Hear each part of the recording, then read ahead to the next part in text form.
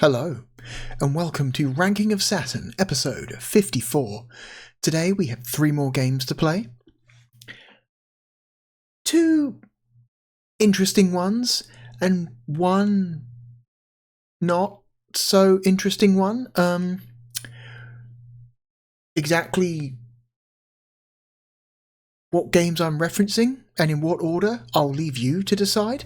But the first game we're going to start today off with is a puzzle game from Capcom called Super Puzzle Fighter 2 Turbo. This is a puzzle game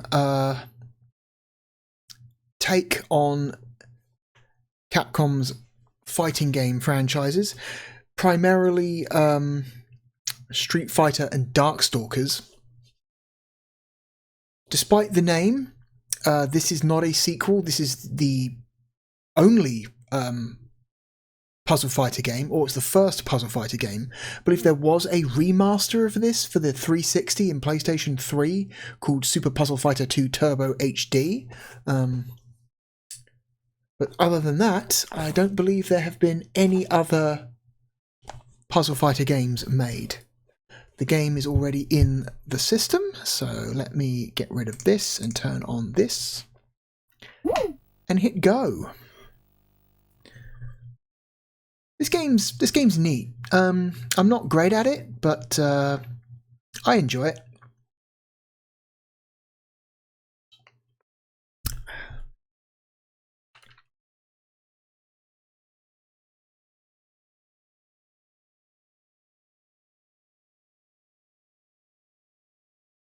Published by Virgin. Capcom.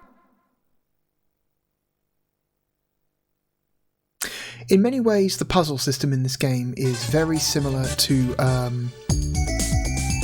Baku Baku Animal.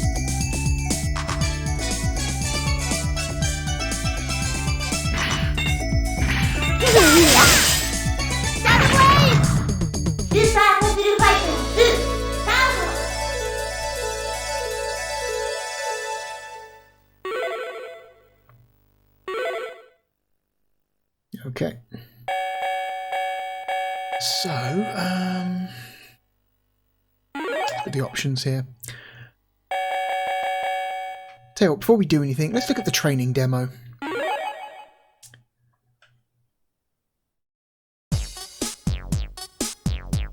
My job is to train puzzle fighters. Now pay attention. Pushing the joystick left or right. You can also rotate the gems with the buttons. Use clockwise, counterclockwise. Down to drop the gems. If the field is filled to the top, you lose. So be careful.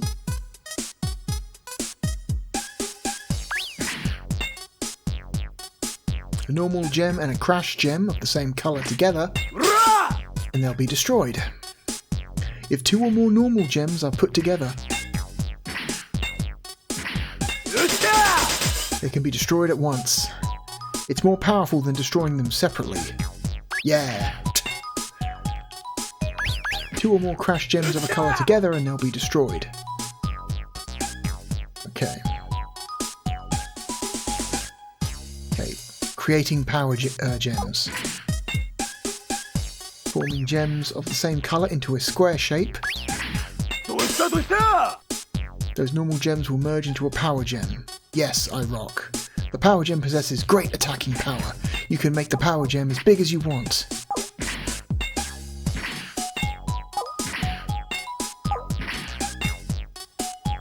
Build it up to be huge and place the same colour crash gem on it and you can destroy it at once. This is great. You can destroy several power gems in a chain reaction. It's super powerful.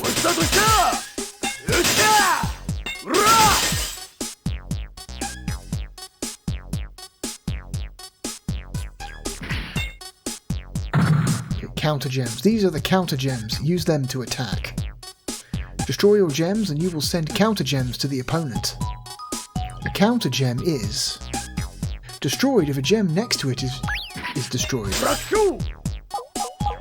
The number counts down every round that you drop a gem. And when it reaches 0, it changes to a normal gem.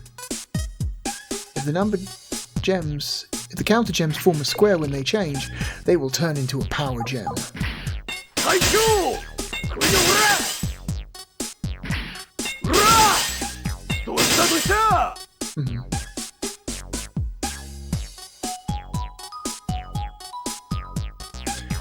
I'll teach you about the super gems.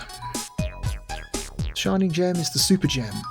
Drop this on a gem of the colour you wish to be destroyed, and all the gems of the same colour will be destroyed. Use this wisely to get out of trouble.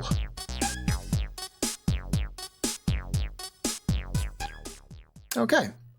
Pretty simple, right? Okay,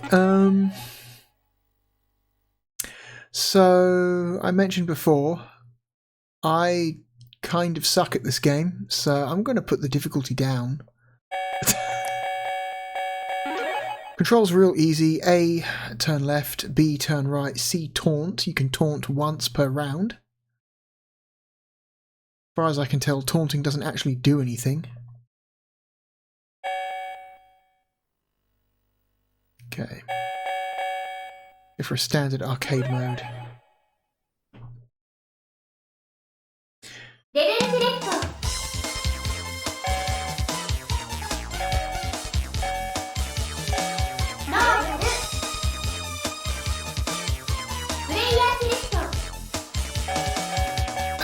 We're going to go for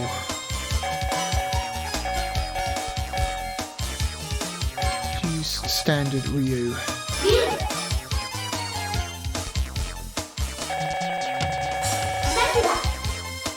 Okay. This game came up with a lot of very cute chibi versions of Street Fighter and Darkstalker's characters for this game.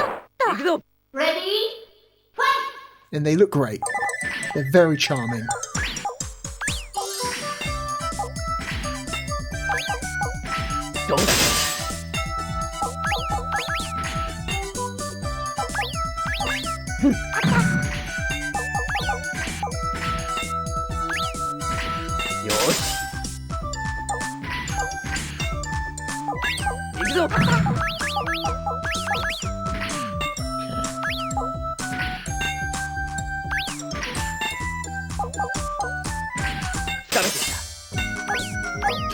My big weakness with this game is that I'm just not very good at creating chains.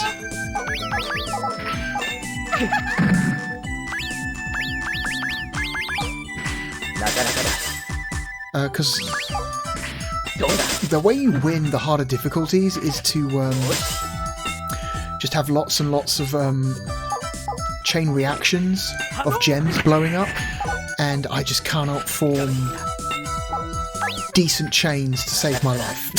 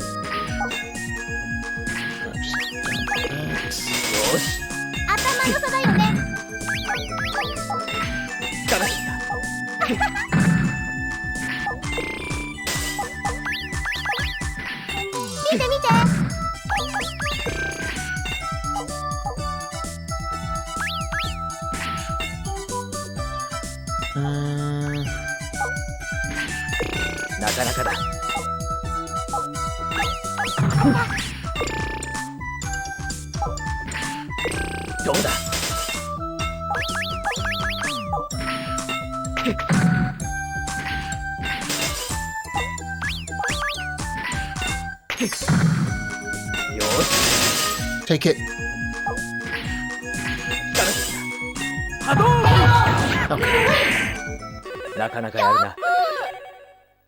Okay. The first stage is always incredibly easy.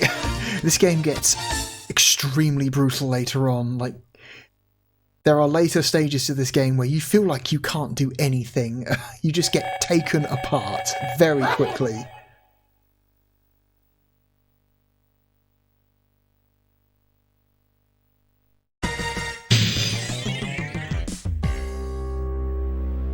So this was originally an arcade game. It came out for Saturn, PlayStation, Dreamcast, and later Game Boy Advance, I believe. There's a GBA version of this. And of course, that is not including the HD remaster, which was also quite good.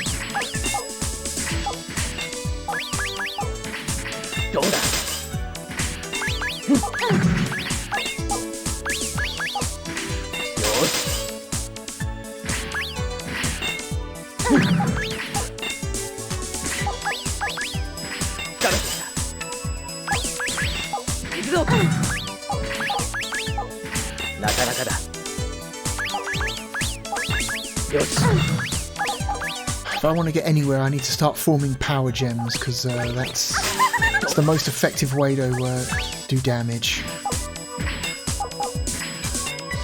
So... Okay.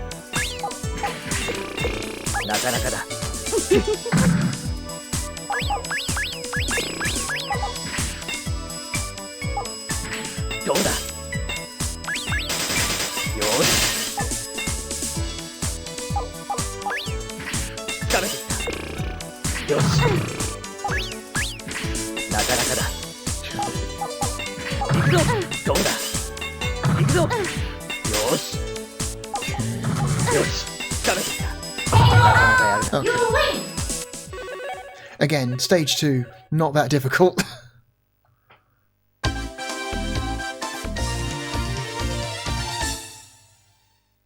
You just don't know the bliss of bombs. What a weird thing for Ryu to say. Okay.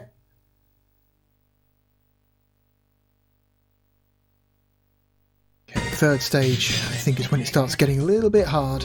All the backgrounds are clearly based on Street Fighter Alpha 1. Because I believe this game came out in arcades in Japan between the releases of Alpha 1 and Alpha 2. So when this game came out, Alpha 1 was still the most recent major Street Fighter game. Which explains that.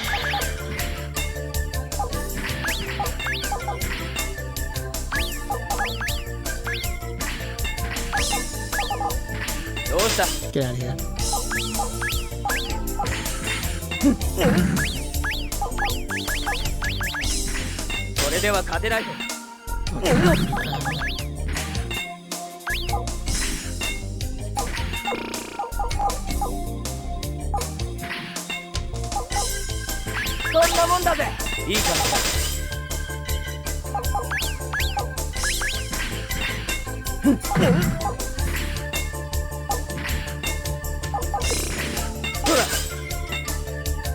Oh yeah, once you form power gems, those gems can't come apart again, so they won't fall if they overhang edges.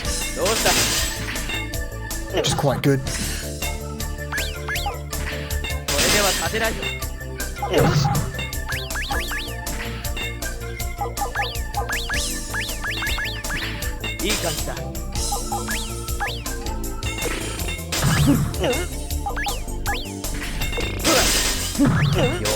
Oh, 2 chain.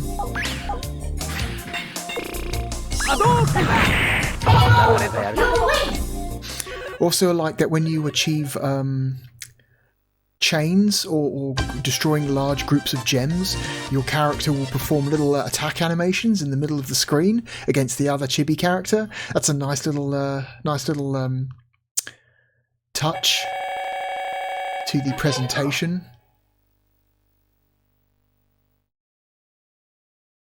This game's just got a lot of visual charm to it. It's just a kind of great looking puzzle game. Ready? As I mentioned before, the actual puzzle system in this game is, in some ways, very similar to the puzzle system from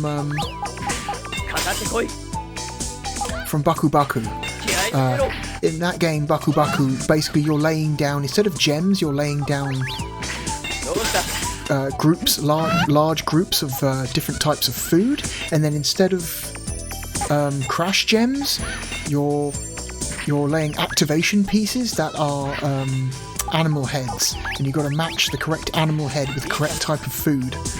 It's very, very similar mechanically to Baku Baku.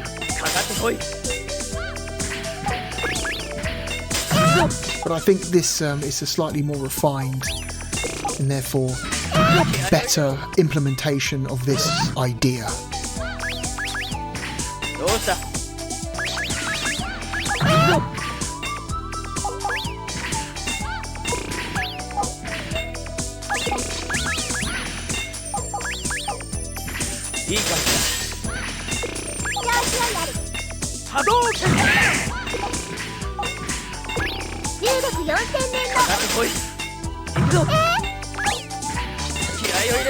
Counted that. Okay.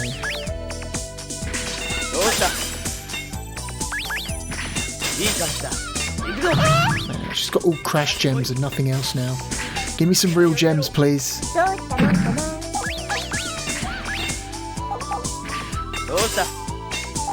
Oh my god. Uh-oh. Uh-oh. 30. Jesus Christ. Oh no, I'm getting fucked. I'm getting fucked. I'm getting fucked. This is where it happens. This is where it starts happening. Uh-oh. Here we go.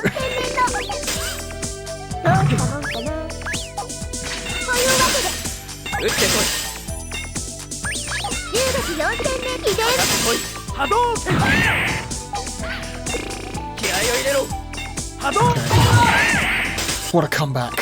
What a comeback. I thought I was screwed, but oh my god, I somehow managed to pull it out.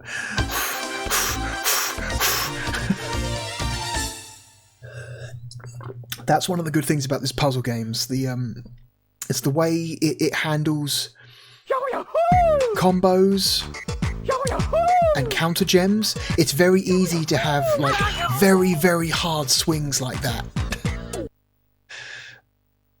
where suddenly you think you're winning and then all of a sudden you're fucked, and then suddenly you're winning again. It's all very dramatic. This game is best played against another human being. Single player is fun, but this game really shines when you're going up against another flesh and blood human being sitting next to you.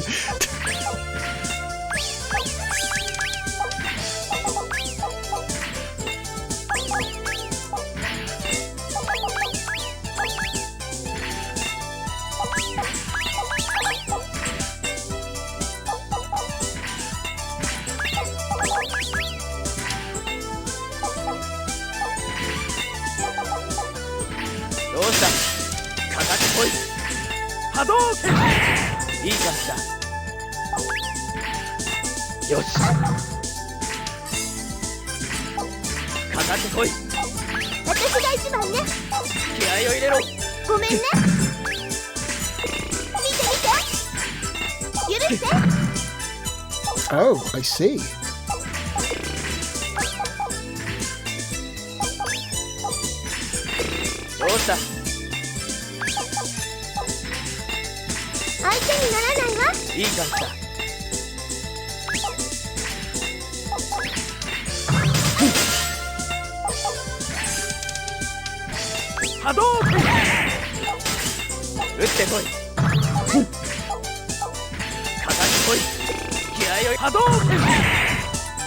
Okay, another one.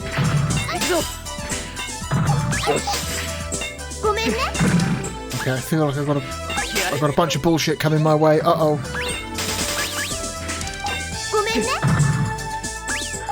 That bitch ain't sorry. She keeps saying she's sorry. She ain't sorry. She knows what she's doing.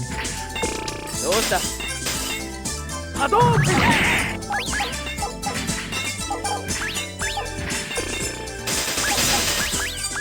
相手にならないわ。いい感じだ。Fuck me. 見て、私が一番ね。よし。Uh-oh. 肩に来い。よし。波動拳。Oh, nuts. 許して。 Worst possible location. いい感じだ。相手にならないわ。 You bitch. Okay, I think I'm dead. I think I'm dead. No. Annihilation.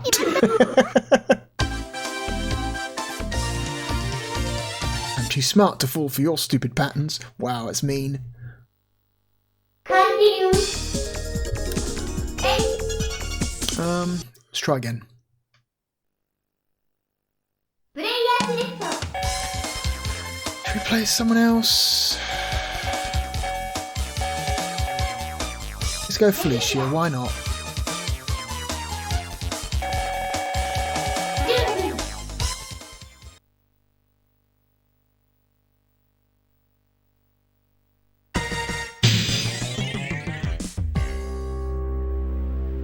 わあ。行くわよ。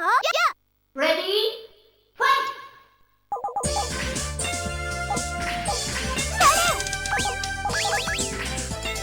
Okay. Do some basic stuff. はい、プレゼント。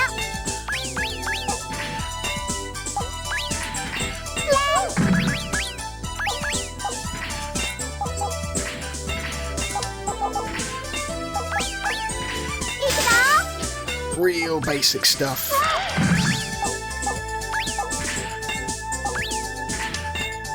まだいける？ドカンといっぱい。それ！やった！は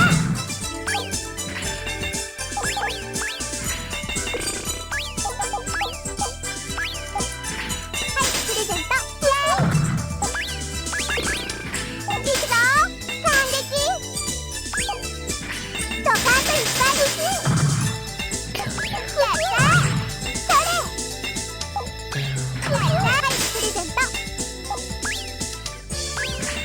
！With these greens. Okay, let's. Oof.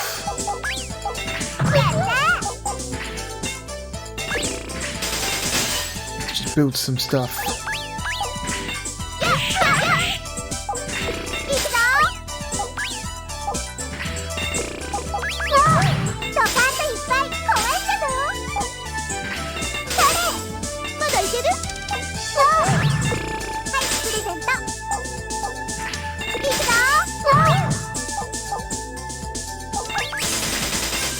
Okay.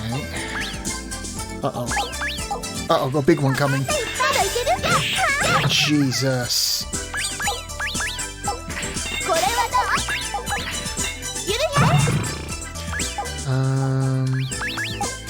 Yep. Here. Here.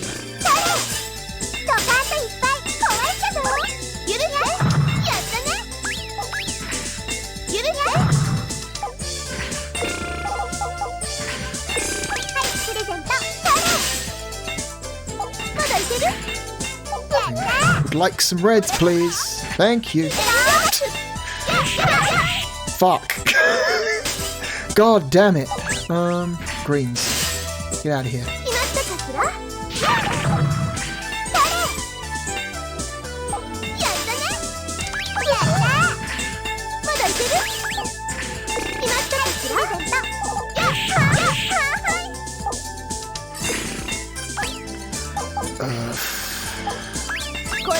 Nothing. I got nothing. Fuck you. Always manage to place that shit exactly where I don't want them to place it. It's weird. It's uncanny. They're extremely good at figuring out, like, what is the worst place to put those counter gems in a way that'll just fuck you.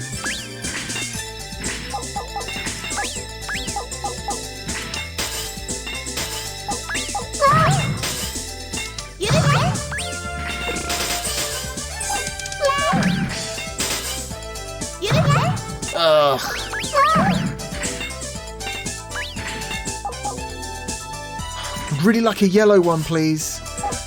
No, not going to give me the yellow one. No, definitely not. Okay, fine, that's fine.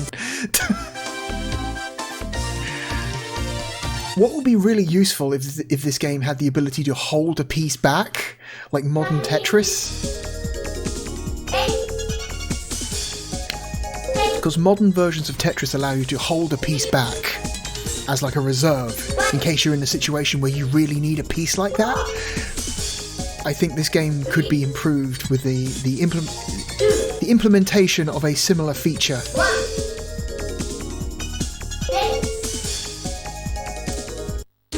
Game over. Okay.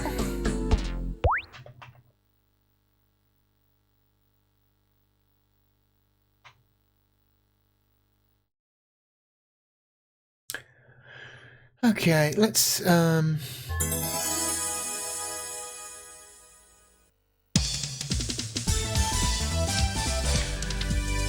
try unlocking some secret characters.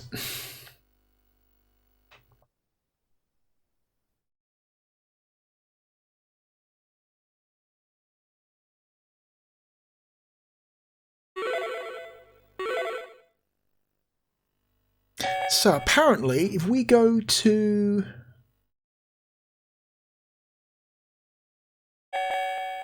arcade mode and we hold down both shoulder buttons and then press A on any character,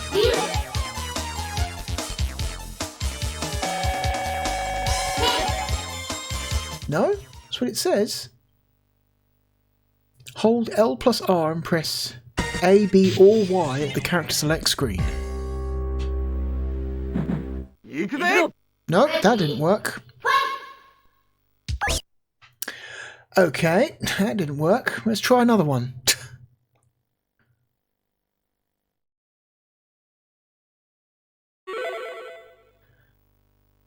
Hold R and press A, B, Y at the character select screen. Okay. Some of these might be fake.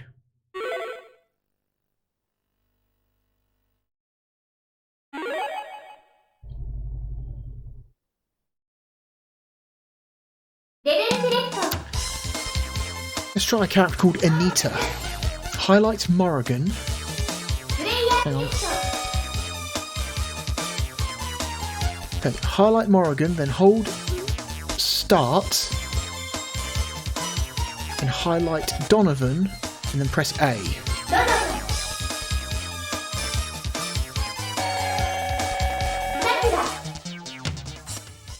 Okay, I did exactly that. Let's see if anything happens.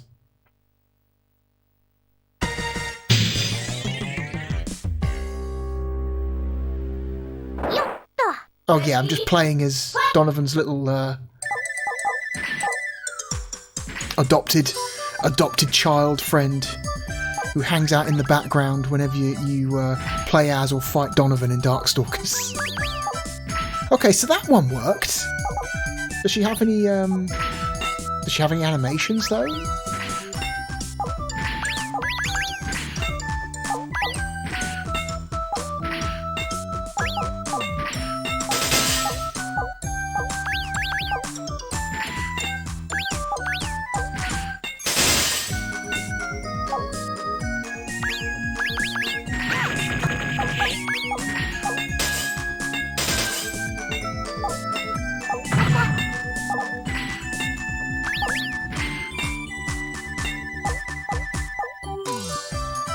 I don't want to use that one just yet.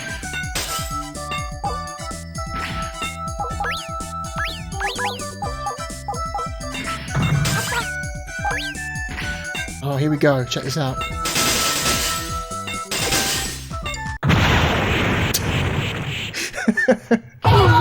You win! Okay, that's neat. You can play as Anita. Okay, here's one. No one can interfere with my plans. Okay. I love the art. It's so weird. Okay, let's quickly try one of the other ones. Plays Mei Ling, who is Heisenko's sister.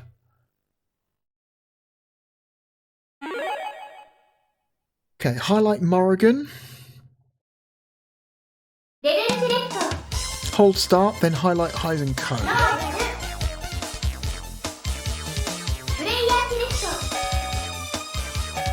Then press A while still holding start.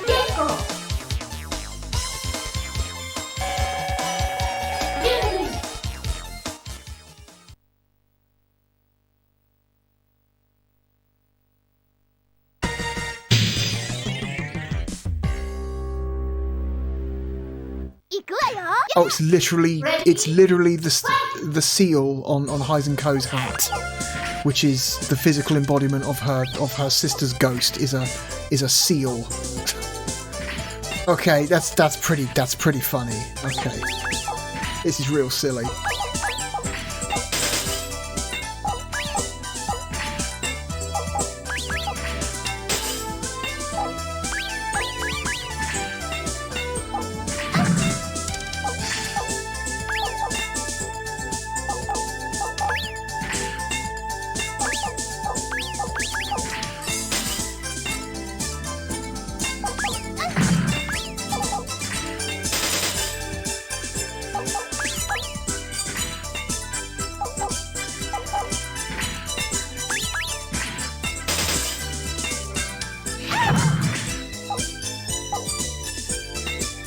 Okay. Oh, check this out. Damn. She's got a big one coming. Fucking hell. Just give up.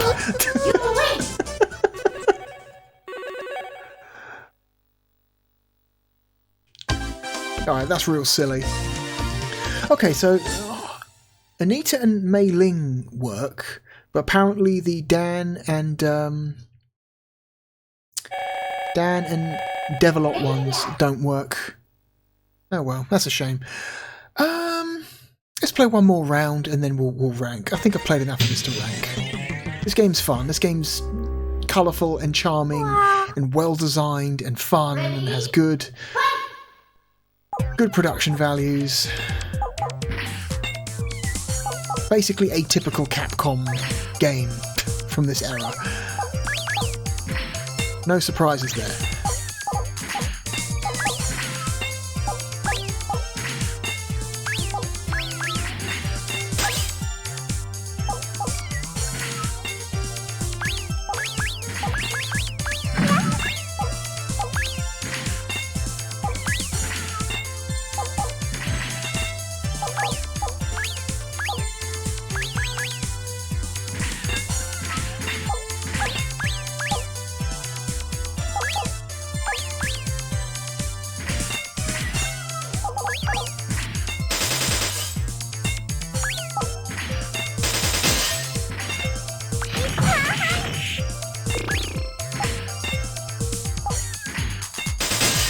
Okay.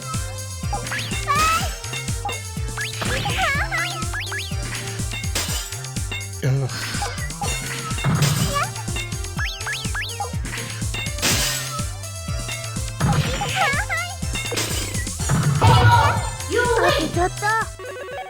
One more round.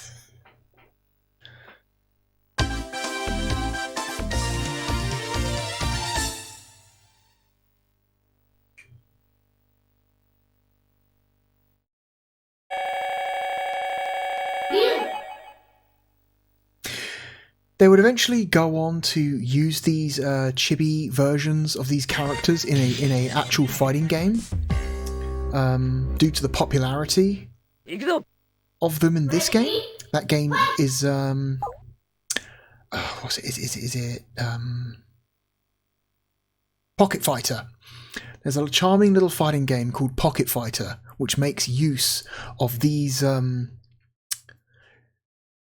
versions of these characters. That is actually quite good. It's called Pocket Fighter in Japan, but I believe it came out in the West as Gem Fighter.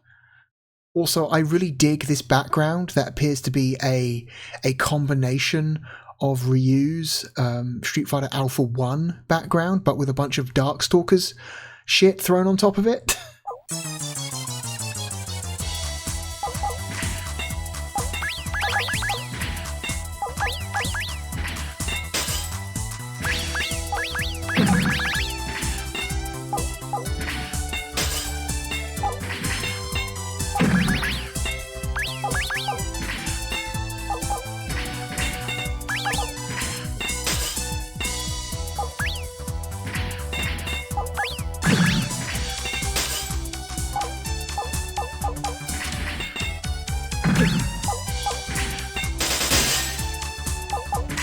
Okay.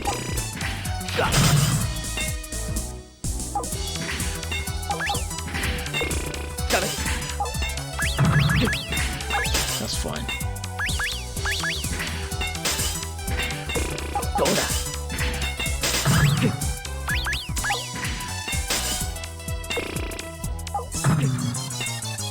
Do we do it now? No, it's wait. We wait. Oh shit, we use it now. We go now.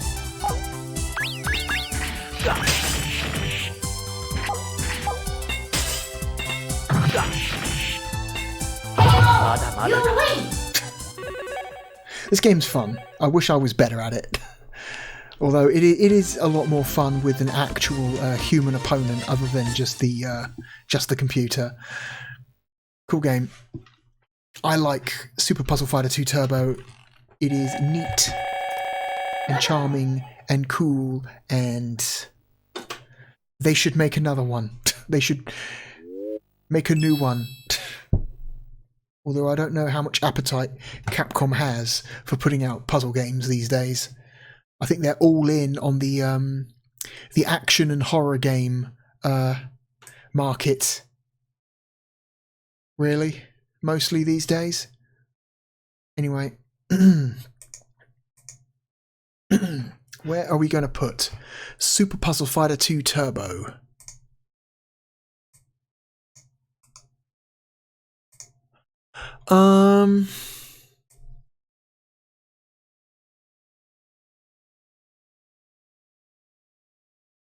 So, like I said, this game has some very like the actual puzzle system of this game has some very strong similarities to Baku Baku Animal, but I think it is a little more refined.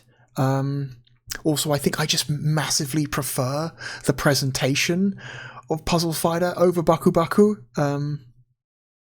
Not saying that Baku Baku isn't an interesting puzzle game. It is. It's just kind of...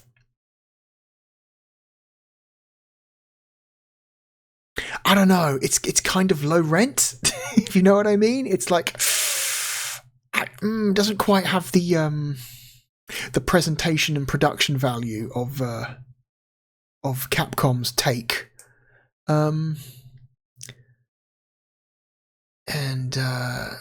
Presentation count for a lot, I think, with a puzzle game. I would personally take Puzzle Fighter over Sonic 3D. I would take Puzzle Fighter over Wipeout. I'd take it over Mega Man X3. I'd take it over Space Hulk. I'd take it over Mass Destruction. I'd take it over Amok. I'd take it over Knights. I'd take it over Manx TT. I'd take it over Worms. I would take it over the Saturn version of SimCity 2000.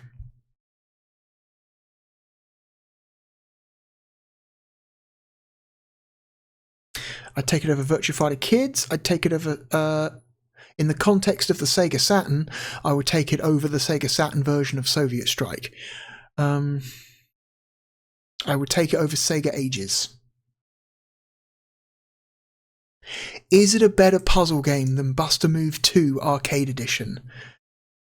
A game which I think is currently our highest ranked puzzle game at number 24.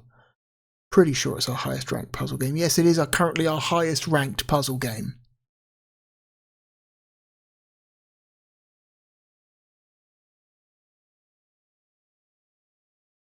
I think I would. I think I would take Puzzle Fighter over Buster Move 2. It's a better...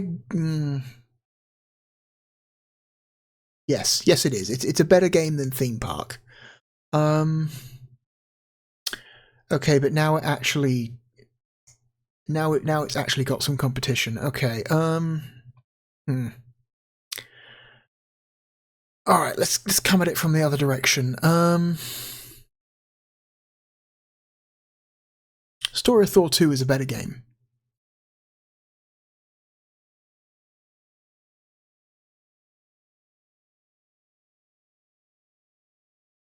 I think Fighting Vipers 1 is a better game. Despite its technical difficulties, I think Exhumed is a far more interesting and ambitious game.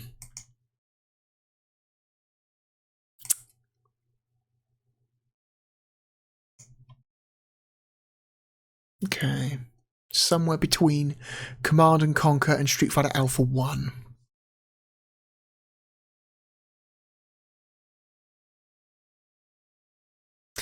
Command & Conquer is...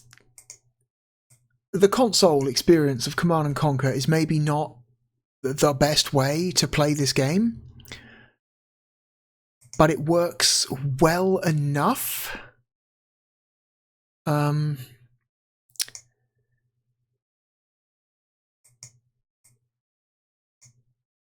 And the presentation and performance are excellent.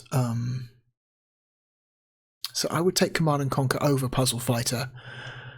Shinobi X is a jankier, goofier Shinobi 3.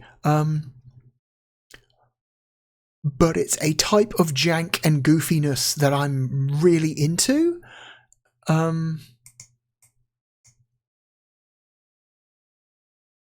So I think I prefer Shinobi X over Puzzle Fighter.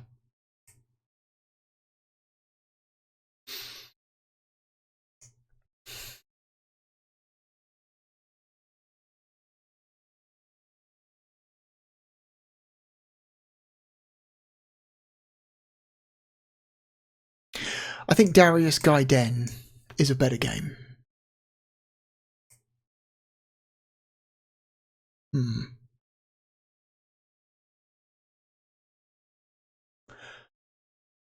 I think I would take Puzzle Fighter over Alpha 1. Alpha 1 is a decent fighting game, but Puzzle Fighter is an excellent puzzle game.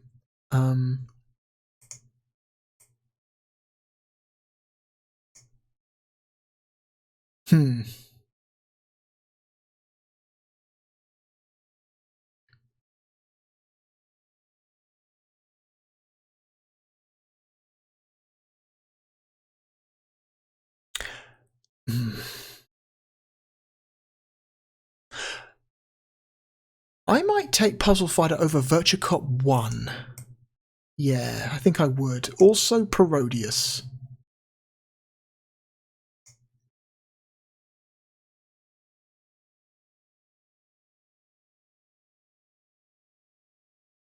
Also Road Rash.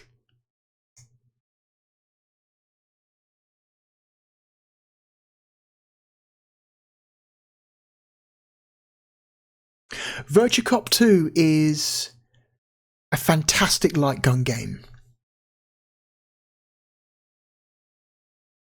It is in fact, I think, currently our highest ranked light gun game.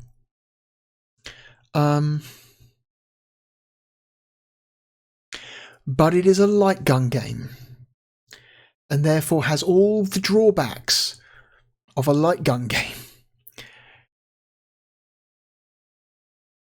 And it doesn't matter how good and how flashy and how technically impressive your light gun game is, once you finish that game once or twice, you've seen everything. There is actually surprisingly very little replay value to Virtua Cop 2. unless you're the type of person who just really fucking digs a specific game's vibe. Like when I was younger, I think I played through the original Time Crisis 1 like dozens and dozens of times. Even though I finished it like a dozen times, I kept playing through it. So I guess that if you like a light gun game enough, you can finish it plenty of times and not get bored of it, right? So I guess that's not necessarily... Lack of replay value is not necessarily true. Depending on the person, right? Let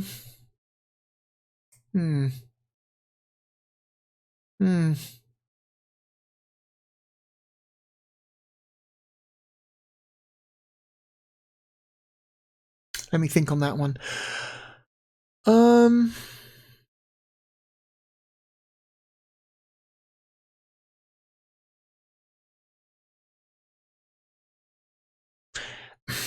Man, this is gonna hurt. I think I would take Puzzle Fighter over Virtua Cop 2. I think I would. Virtua Cop 2 is a great game, but at the end of the day, it is just a light gun game.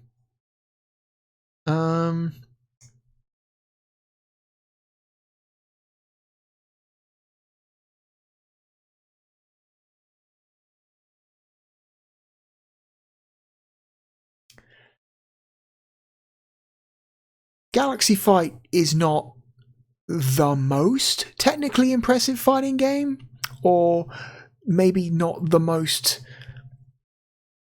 well-designed 2D fighting game ever made, but it has incredible cool factor. And man, the game is just good enough, and the technical side of the game is just good enough that the cool factor can kind of carry it the rest of the way.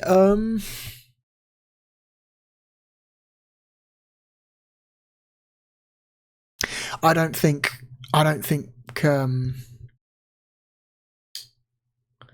Puzzle Fighter is as good as Galaxy Fight, which brings it down to these two, Gun Griffin and Guardian Heroes. I've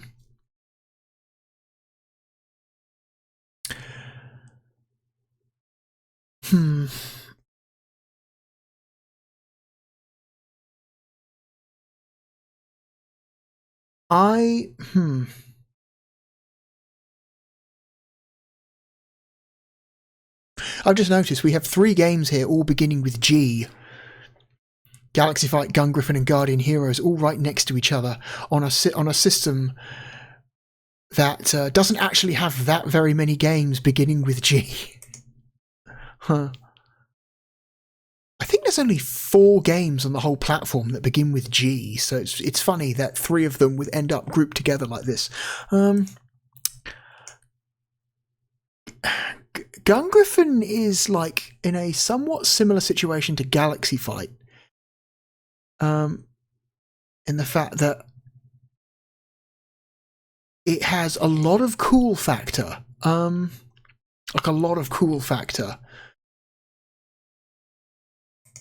Its primary flaw, though, is that there just isn't very much game. Like, it's 8 missions. I want to say the game has 8 missions, and then it's over. On a technical standpoint, it is also very, very impressive. It's a cool looking game, and it is just a cool game. Like, that's it. It's just cool. Its presentation is cool.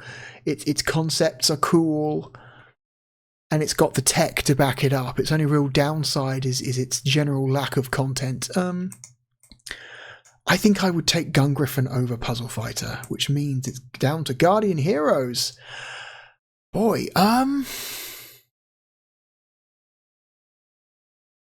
like Guardian Heroes. I do. It's very interesting. It's a very profoundly silly game with some amazing ideas, and it also kind of helped. It helped to like unknowingly, it helped to kind of construct the bones of what would eventually become the platform fighter genre, you know, with its ridiculous 6-player versus mode.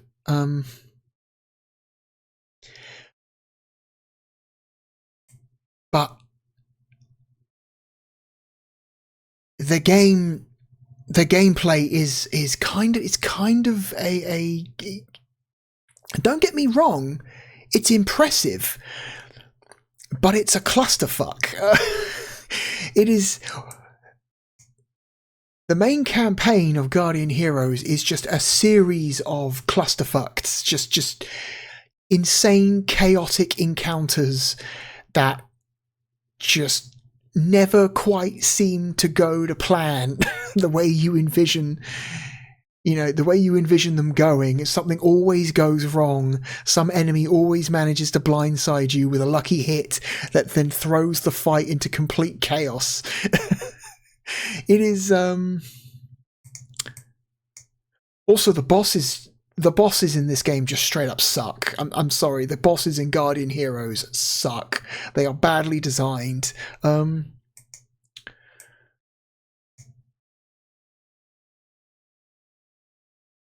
the rest of it is just interesting and compelling enough that you don't. It doesn't hold it back that much. Like, you're willing to put up with the somewhat chaotic battle system because it's just kind of entertaining. But I don't know. There's a certain amount of jank to the combat because of the sheer level of chaos that you find yourself in. So often means that you feel like you are barely in control of the game, and that can make you feel frustrated with it. So I think I'm gonna put Puzzle Fighter above Guardian Heroes but below Gun Griffin. It's our new number 17, which is an excellent position. Congratulations to Super Puzzle Fighter 2 Turbo. You are now currently our highest ranked puzzle game. Cool. Excellent. All right. Yeah, that feels right. Number 17 feels right for Puzzle Fighter. Okay.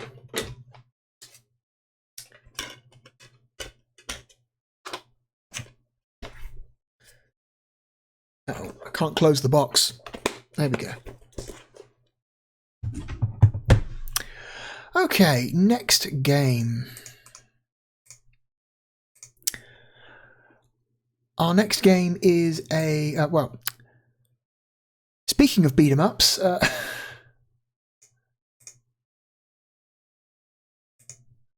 Our next game is also a beat 'em up. This one comes to us from Sega Soft and is called Three Dirty Dwarves.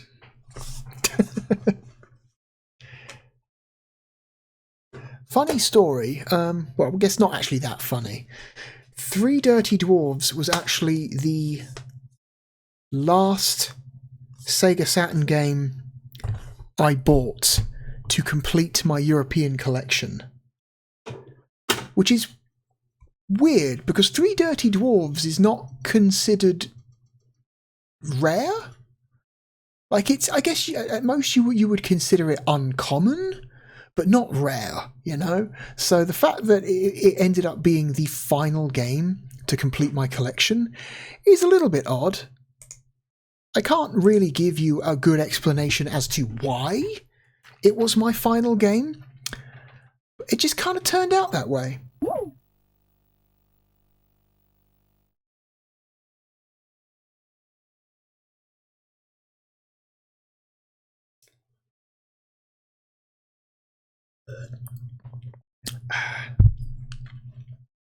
This game came out in Europe in April of 1997.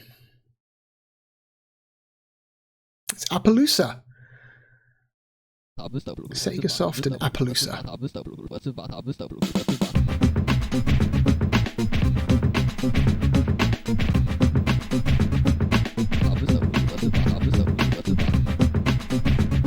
One Streets of Bronx. What? What is this? No idea what this is. One player mode, normal, easy, hard, normal, music on.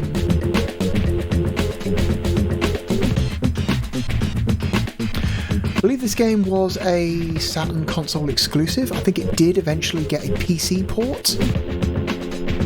But because this game was developed by Appaloosa and Sega Soft, obviously this would only come to Sega systems other than the PC. Because the PC is a lawless wasteland where anything can happen. Anyway, it's not many options here. Okay, so this game supports up to 3 players, but obviously we're playing single player here. And you have 3 dwarves to select from. I think they all have different stats. I need to double check what their stats are.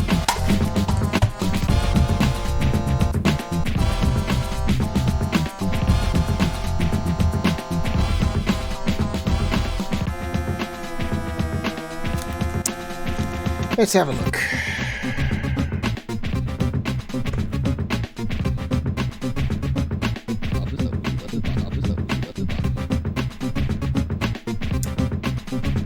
Okay, is there any difference? Okay, here we go. So there's Greg, who is currently selected. Greg has battle axe and a baseball bat. There's a character called Taconic, who is this guy wielding the bowling pin. He's armed with a bowling pin and a bowling ball. And then there's Korthag, who is armed with a shotgun.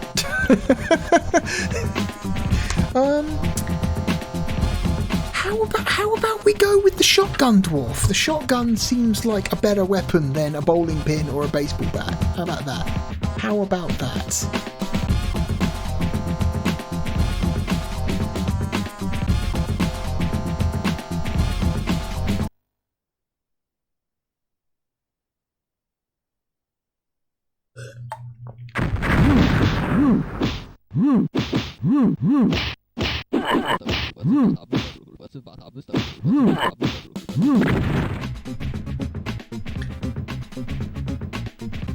This game's got an interesting art style. What is this?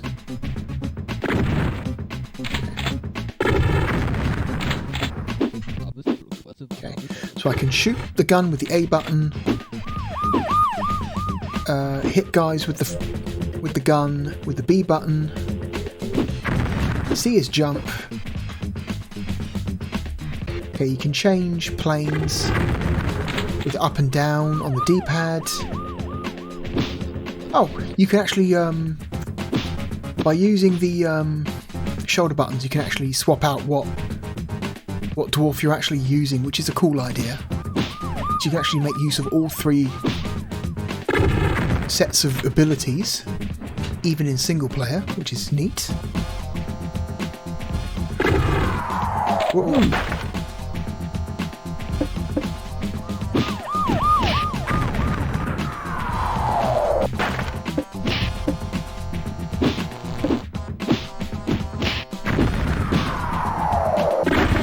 Okay, it seems that if a dwarf gets knocked out and you're able to survive for long enough, they will rejoin.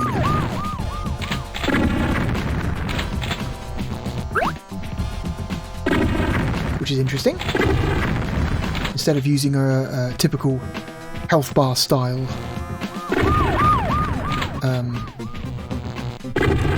life mechanic.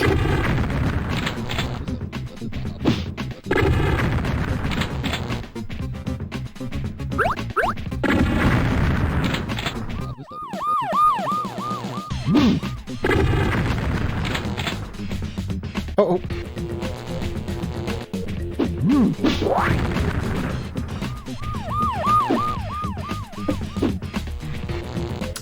Okay, what am I missing here?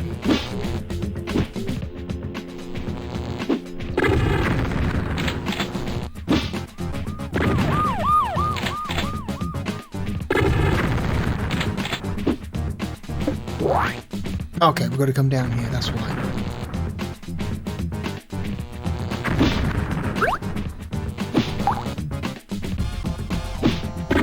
Okay, we've got to turn off the electricity.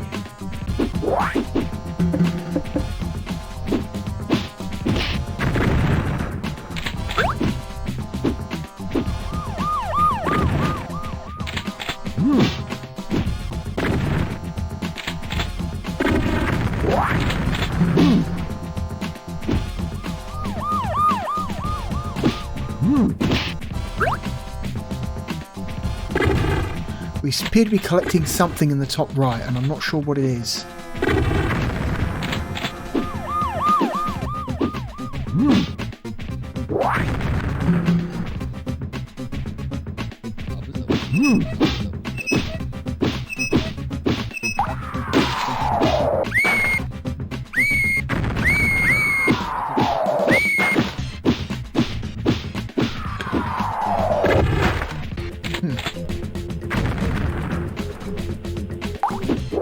Get up.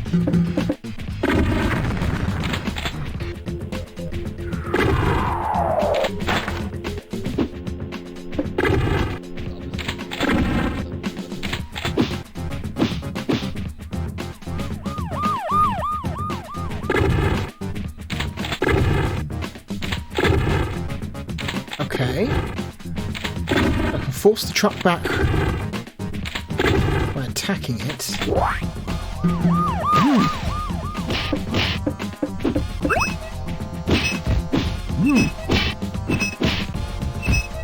Okay, A button to roll the bowling ball, B button to just hit people with the pin.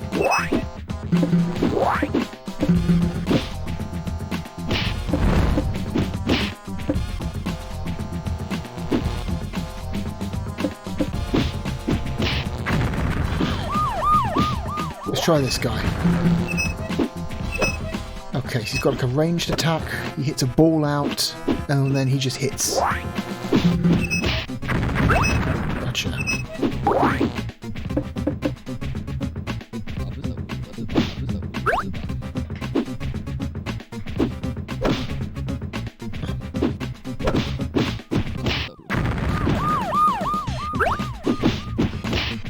Okay, I'm going to see if I can find out what these skull things are that I'm picking up.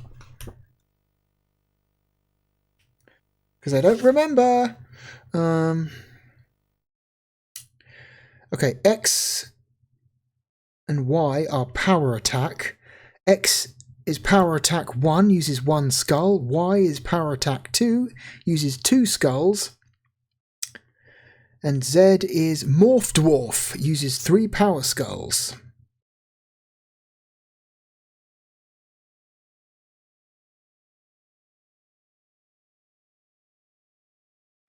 You can tap a shoulder button to switch dwarves, or you can quickly tap the shoulder button 5 times in quick succession to cause a brawl, which uses 3 power skulls. Interesting. Okay. Interesting concept. Right.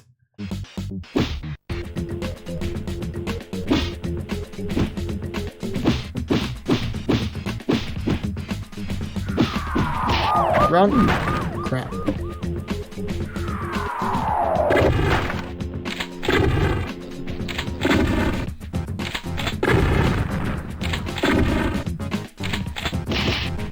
Okay, that's his power attack.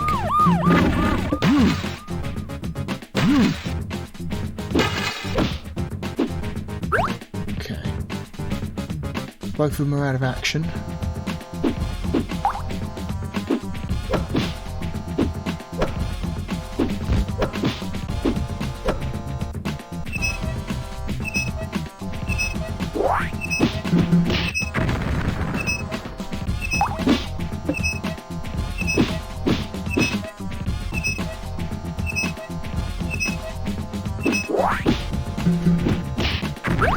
Okay.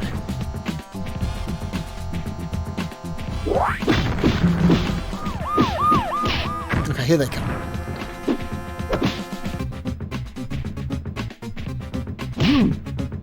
Okay, just walking into the flaming barrel causes your guy to get knocked out. Interesting. Okay.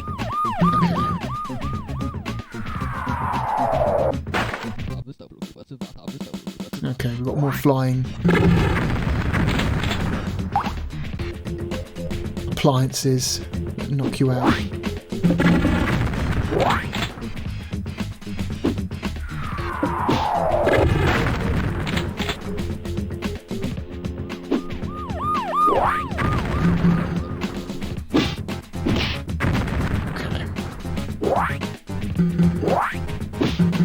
Okay. Well, nothing particularly hard at the moment, although it is the first level, so it would be surprising.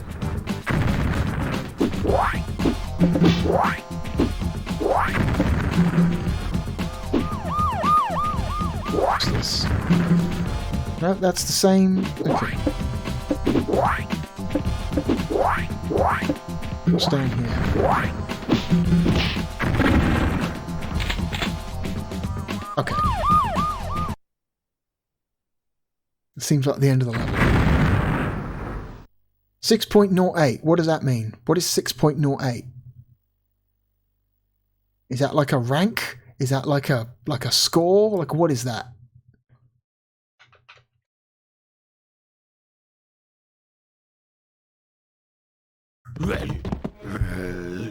Where do we go now? He got directions.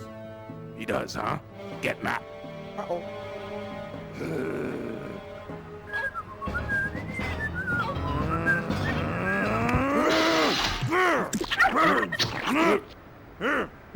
This is the map that will guide us. To save the children, we must travel north. Here is our next target. Okay. So we're on a mission to rescue children? Alright, sure.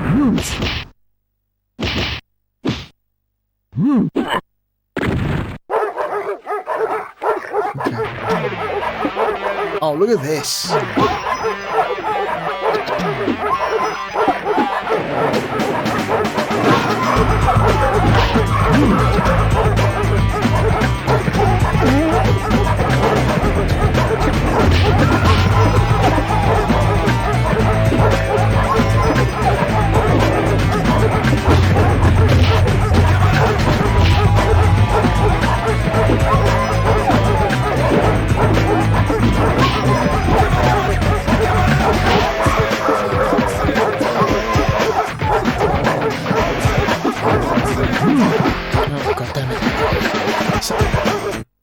Some of the animations on your attacks are so long that you push the button and you can tell before the attack finishes that you're doomed. There's a lot of animation priority in this game.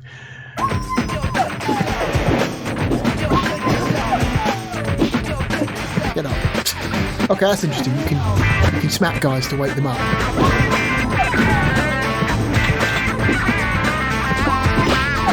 Get up. Oh my god.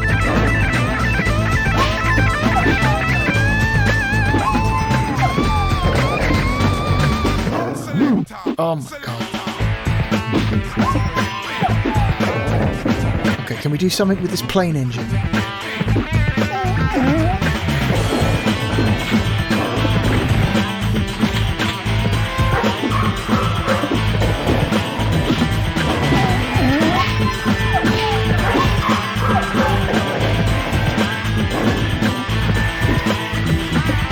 interesting. So that dog dragged him all the way over there. But we can get him back.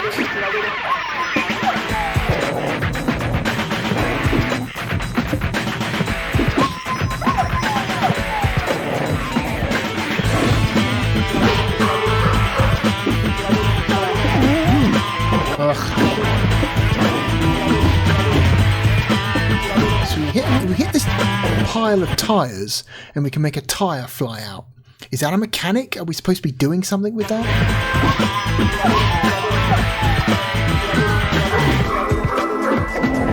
Can't tell. Also, we can only seem to run around this guy in one direction.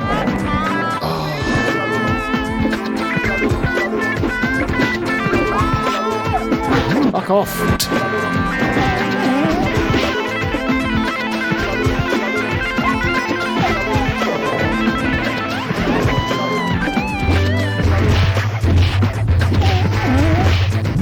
Okay, yeah, the tyres are doing something, but I just don't know what. Okay. Okay. So getting all three of your guys knocked out is game over.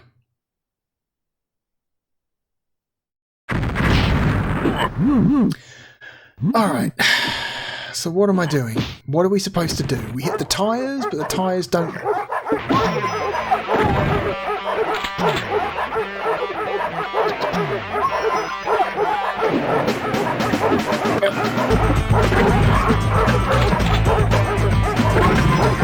No. See what I mean about the animation? It takes so long to get an attack out. You can't get out the way of an incoming attack. It's really annoying.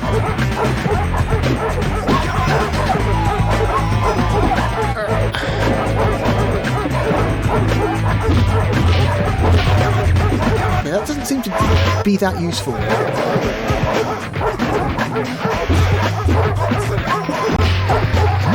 No.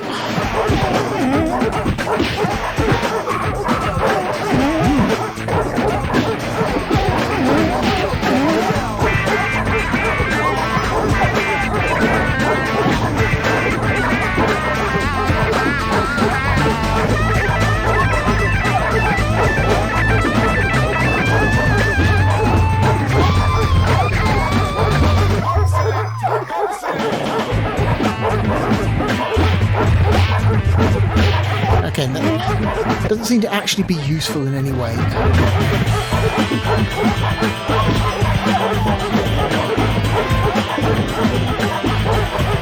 Unless it's a case we just have to keep hitting the dogs until they're finally defeated. Hitting that does nothing.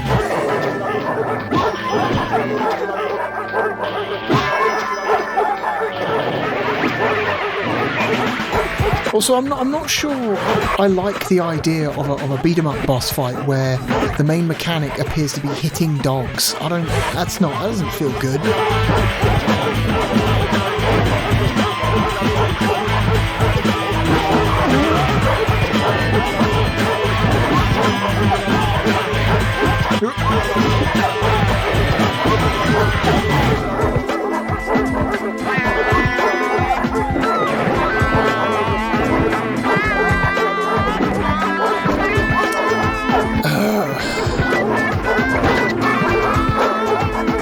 Okay, there's some kind of mechanic I'm missing here. There's something I'm supposed to be doing that I'm not figuring out. Has it got something to do with these tyres? I can't pick the tyres up, I don't think.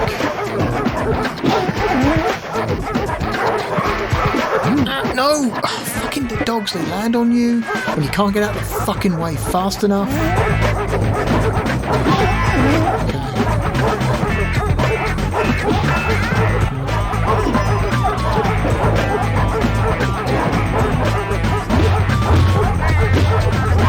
No, that doesn't work. God damn it.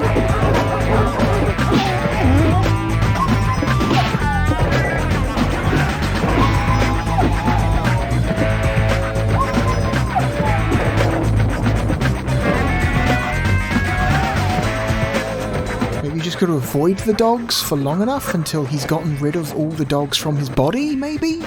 Because he's wearing the dogs like armour. Maybe he just got to wait for him to throw all of his dogs off of you? But how many dogs is that? Seems like a lot of dogs.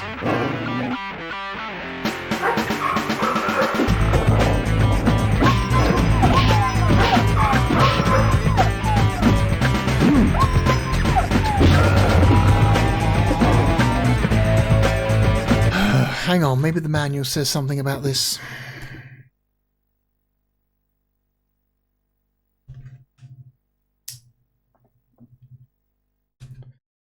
Here we go. Pit Bully. This fearsome opponent wears terriers the way some guys wear jewellery. Despite appearances, no animals were injured in the making of this game. Funny. No.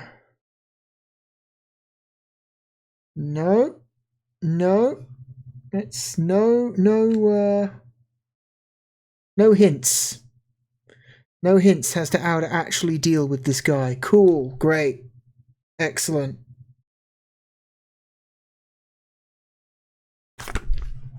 Well, I'm stumped. There's nothing obvious I feel like I'm missing here. You can only run around in a circle in one direction. You can hit... Oh, fuck you.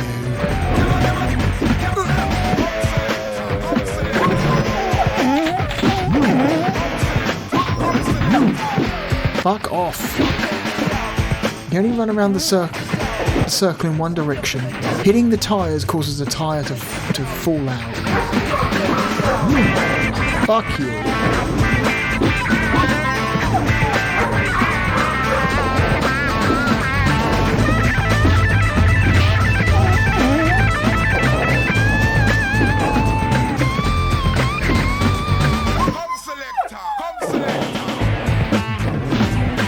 Hitting this engine block does nothing.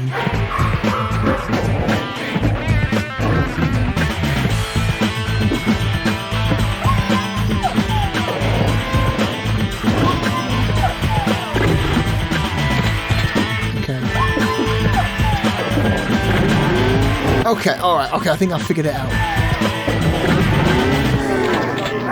I've just got to move and dodge, and then occasionally push up on the D-pad and use my ranged attack.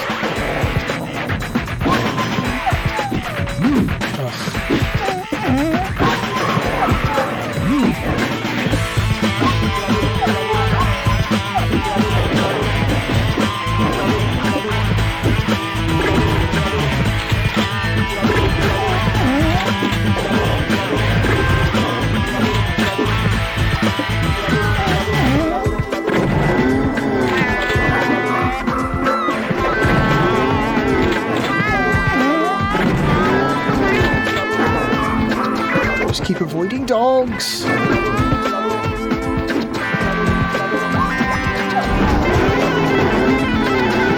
Uh-oh.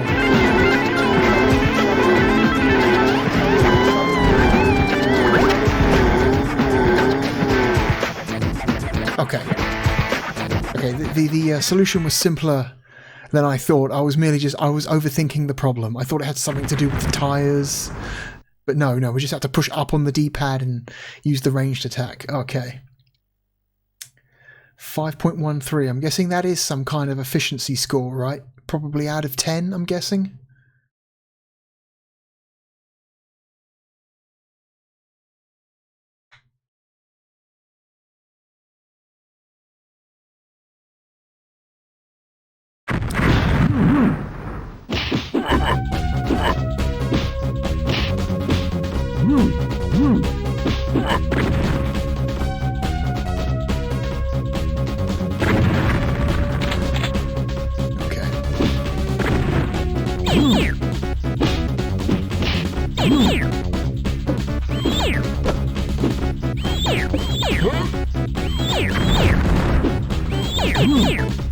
Oh, fuck. There's something happening. There's some kind of spiky ball or something coming at me, and I don't know where it's coming from or how to avoid it properly.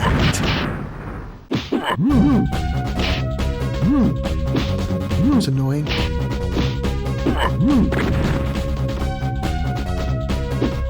Oh, fuck you!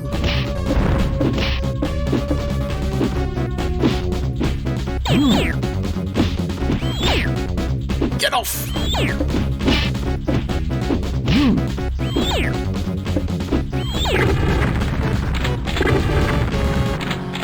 Get up.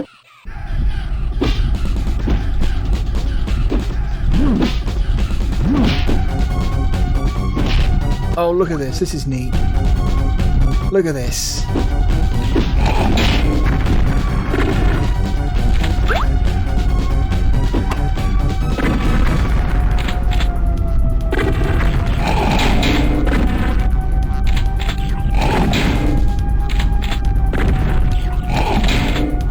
With it. There we go.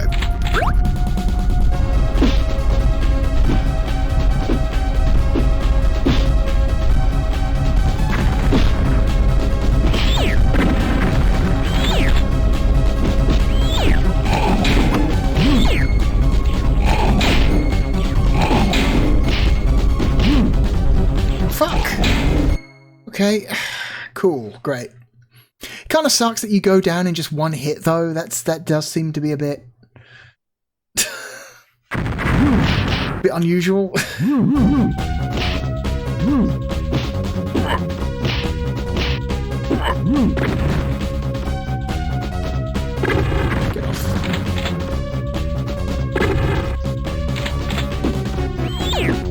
Get off.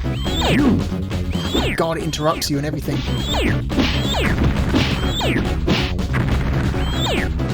Okay.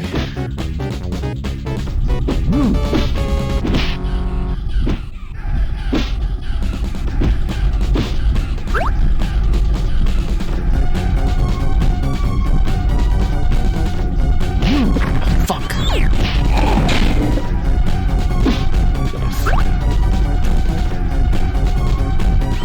No, get off me.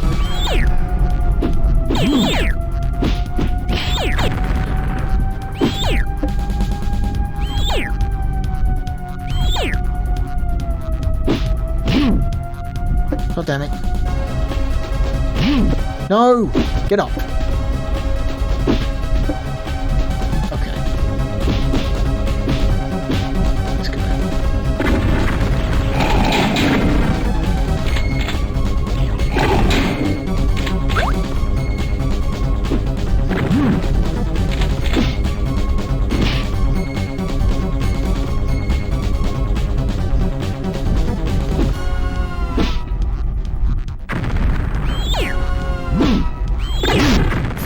Off. Nope, he just ignores.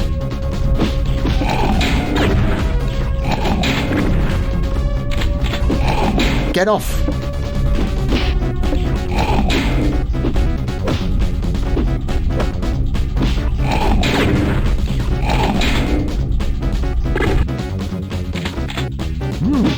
Okay. Those guys are annoying. No, I'm screwed. If you miss, you're screwed, because the animation priority is so massive, you can't get out of the way of the attack.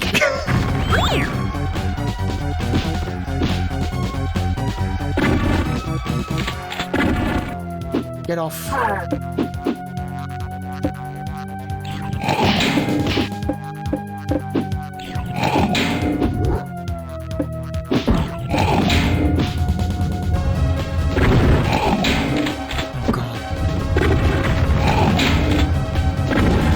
Get out of the way. No, can't get out of the way. It takes so fucking long to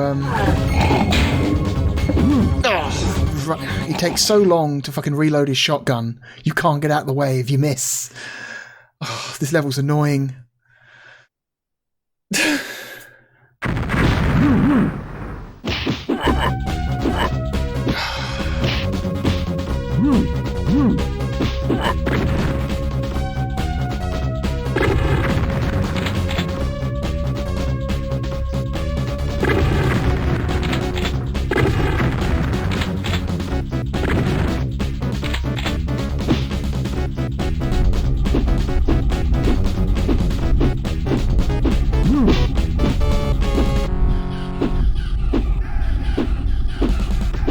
I can't hit the rats anymore. It's annoying.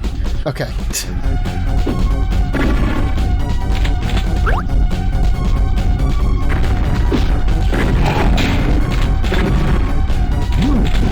Get off.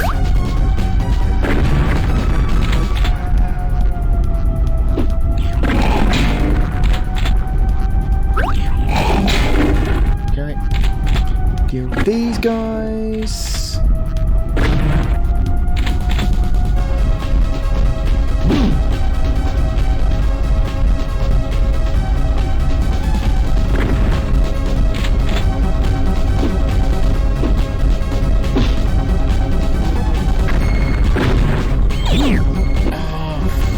Fuck off.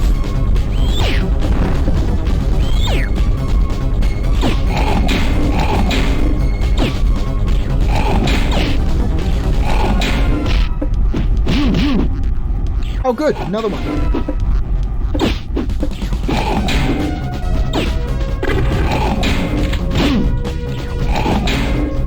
Get up!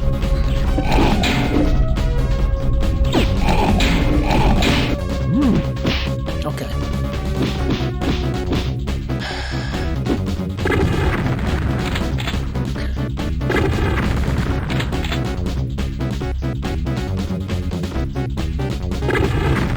Okay, I don't know what to do about this one. Get away.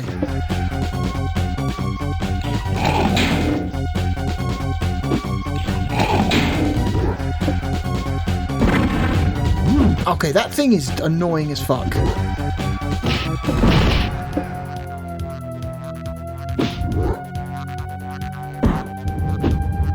Oh, it homes in on you. That's cool.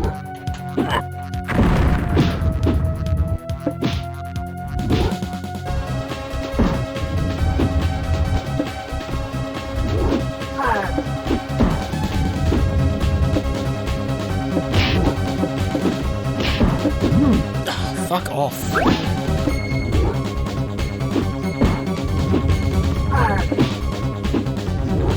Get away, please. Thank you. It's just you are beset on by all fucking sides and you can't catch a break. No, get... Oh. Her attack range is massive. Get away. Get up! Jump. Get away! No, straight into the ball. Great. No, can't get away! Get away!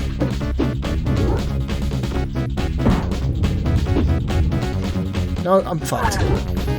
Man, I don't know if I want to play this anymore. This is getting really annoying. Fucking hell.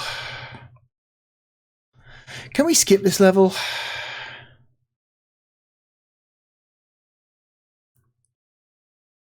Okay. Yeah, we can.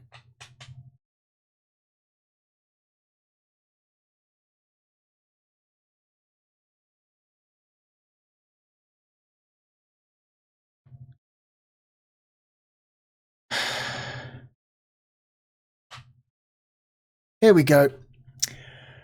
Level select. Get past that level. That level sucks. That level's just bad.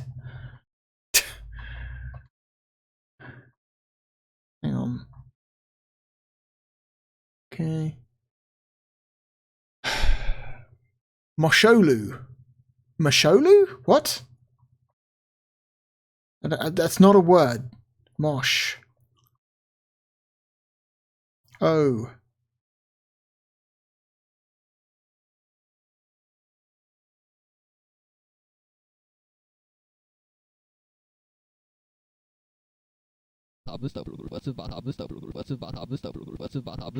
Okay. Three Hills of Bronx. Gym House. What's Gym House?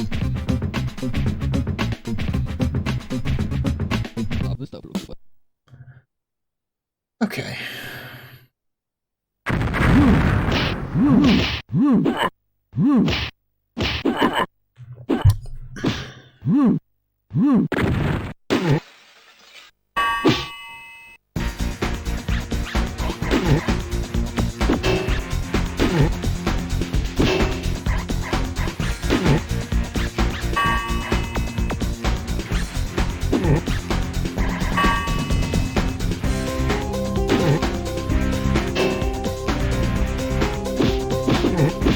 Oh, you got to actually hit the building. Okay.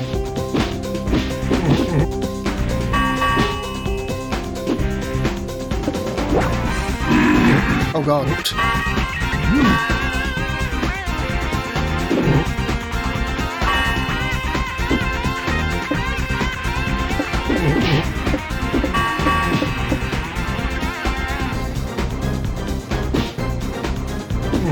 That's weird. They grab him and he comes out buff.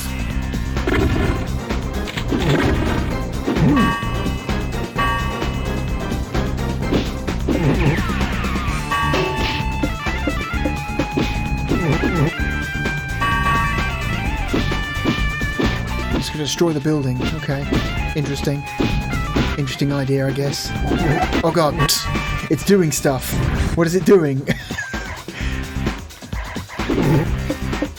Oh, it's walking around on dozens of tiny feet like it was a Terry Pratchett character. Oh, that's silly.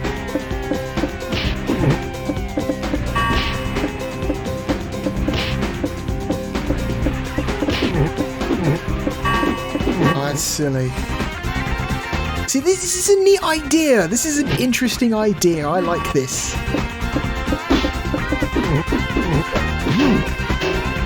Oh no, they threw the creatine at him. He got buff. Gotta punch him to knock him out of being buff. Don't want him being buff. Bad. Creatine is the weapon of the enemy. We will not use it. We do not need it.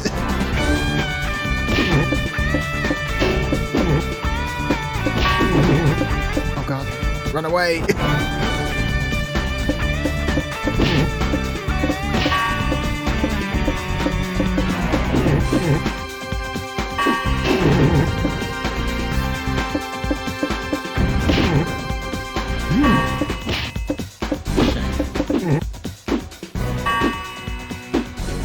Okay, so you can kind of cancel out of his ranged attack. I think you can. You can throw the ball up but not hit it. And that can save you some animation priority if you really need to get the hell out of the way.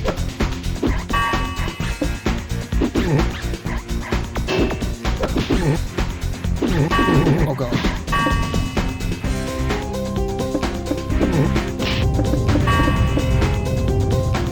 Okay, that's that boss. That's a really interesting and weird boss. Okay, that was much better than the first boss. Again, this game has like a lot of really interesting ideas. Huh. Just maybe some of the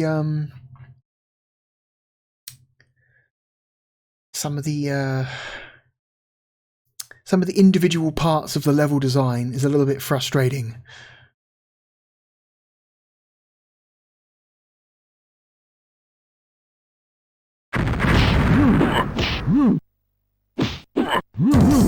Bronx by day.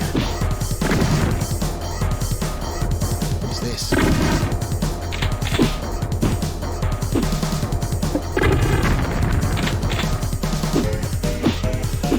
Hit him, jump behind him, then hit him again.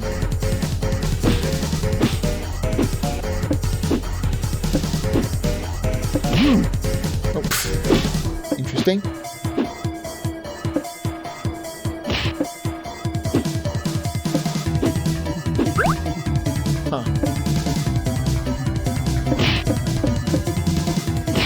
Knock the spring animals off their springs. Then you can grab anything that's below them. Interesting.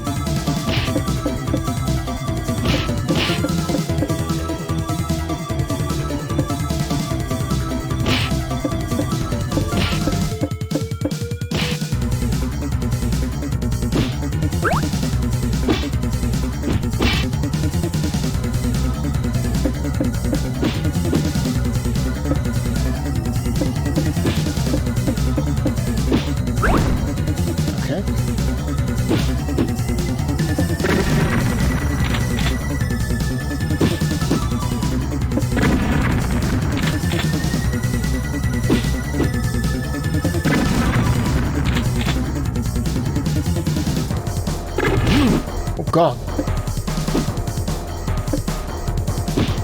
Get up.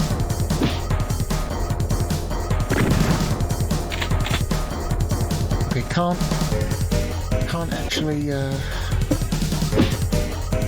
attack these guys, it seems. Interesting.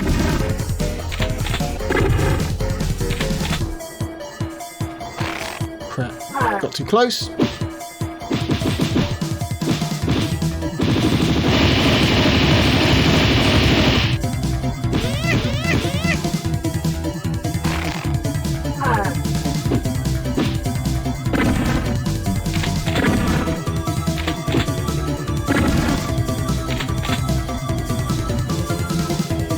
Nope.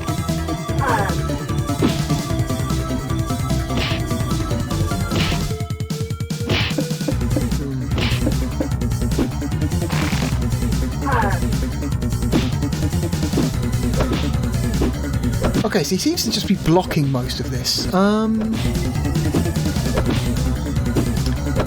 something else I can do? I can't go round him. Getting close to him, he just grabs you. And he seems to block.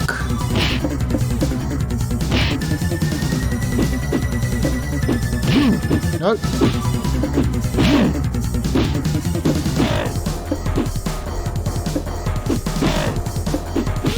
Okay. Aerial attacks seem to work.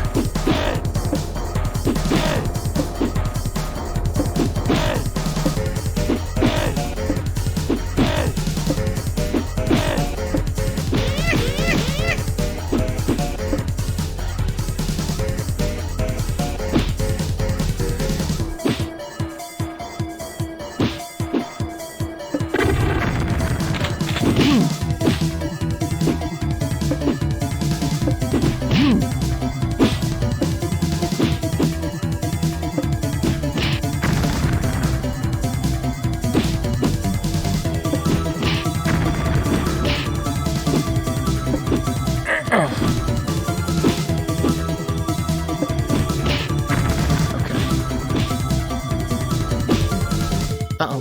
Nope. Too soon.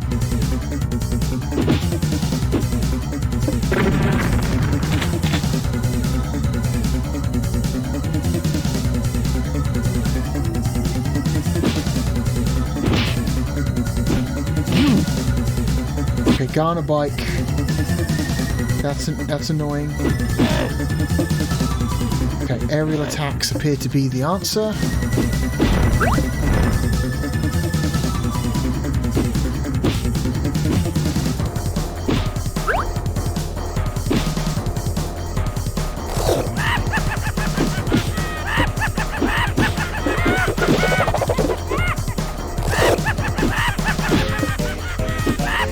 Oh no, it's the duct tape hobo.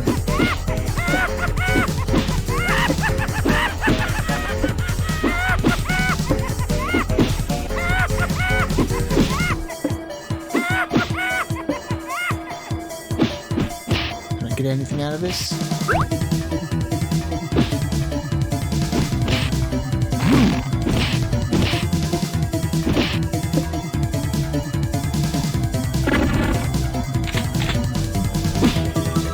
Demon newspaper, that's an interesting one.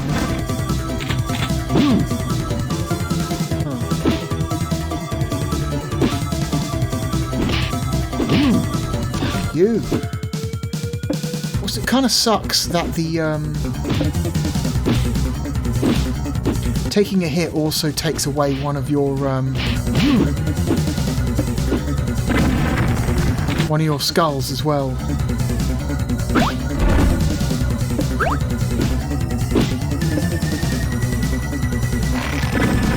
Get off. Oh my god. These newspapers. Okay. Fuck.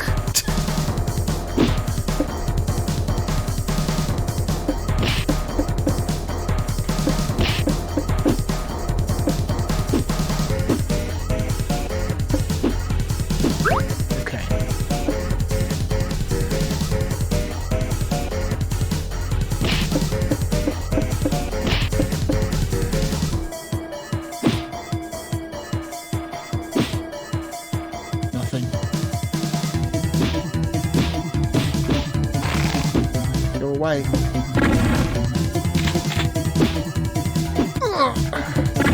Okay.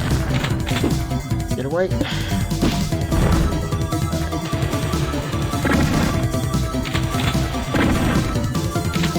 Don't know what that guy was up to.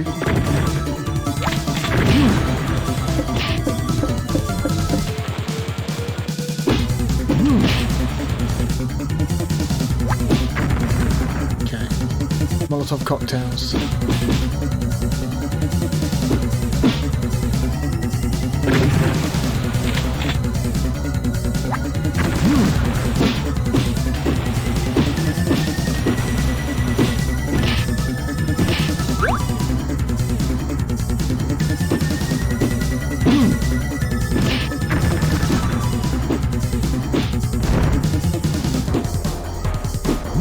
Get off, please. Thank you.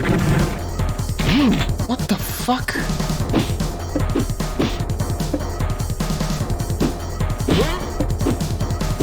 Okay. Just aerial attacks.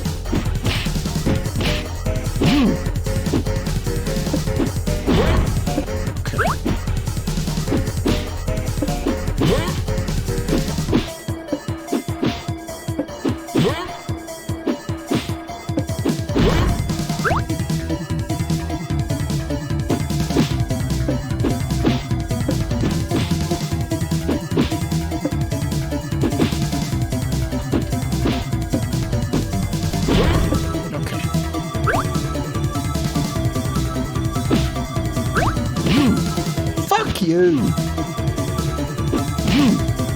Just got attacked from behind by a random enemy. That sucks. I have to do the entire mission again. No, I don't want to. We'll skip one more mission. It sucks that there's no like checkpointing in the mid mission. Okay.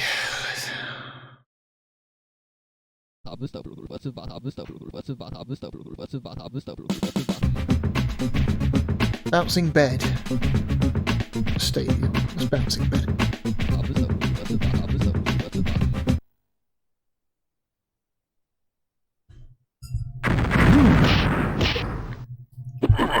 Okay, what the hell is this?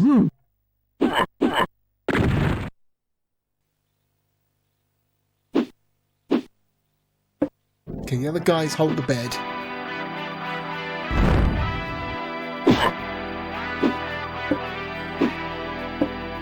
You have to jump on it.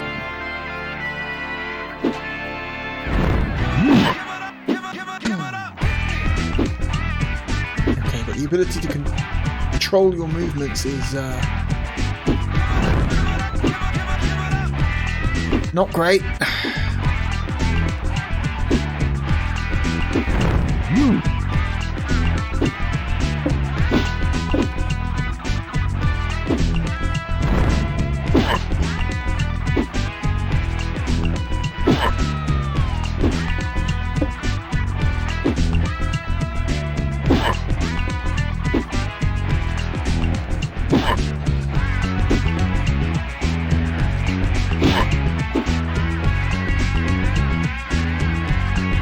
Am I doing this right? I don't know if I'm doing this right.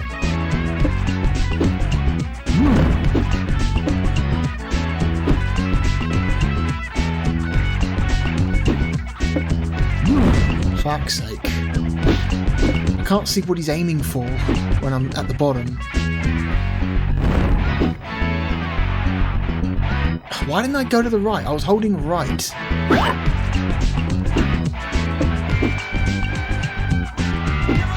Ugh. I don't get it. Oh, I see. While my guy's in the air, I'm controlling the guys holding the bed.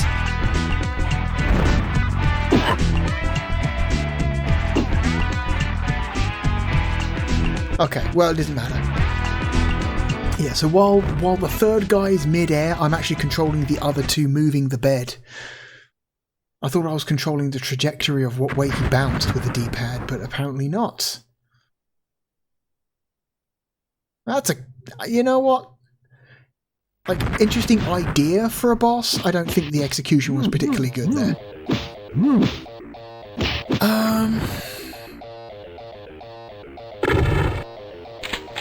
These guys are fundamentally the same, like mechanically the same as the sword and shield guys. What the fuck is that?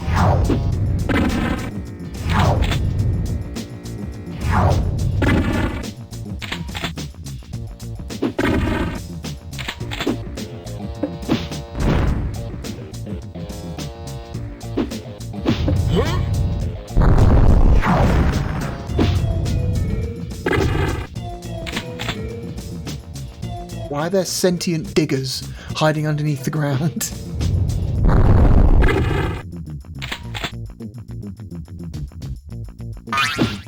Oh god.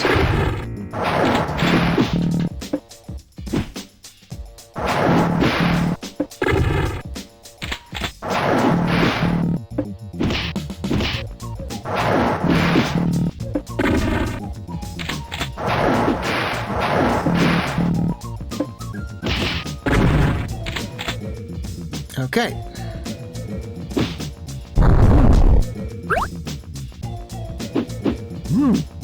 Oh my god, stop it. Yeah.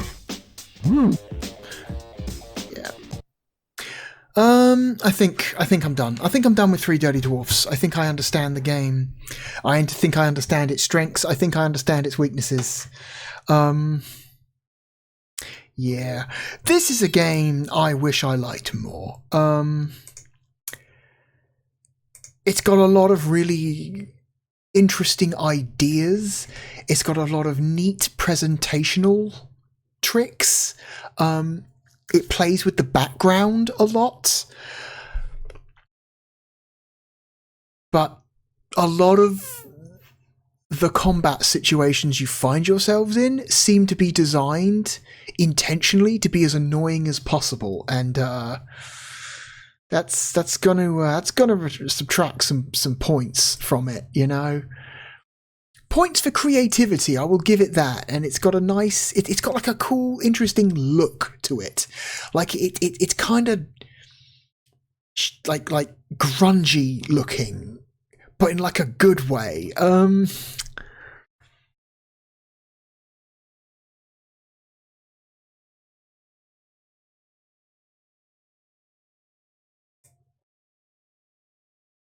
It's better than Shell Shock. I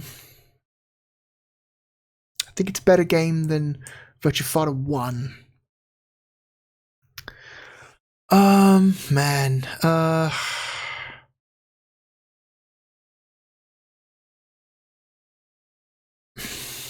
Boy. I think it's more interesting than International Victory Goal. Definitely like a more interesting looking game, especially. Like points for creativity, you know? Like creativity is good, the visual styling is like interesting.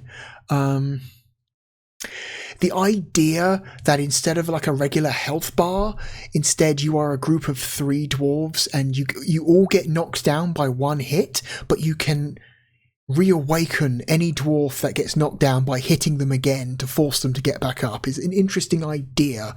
And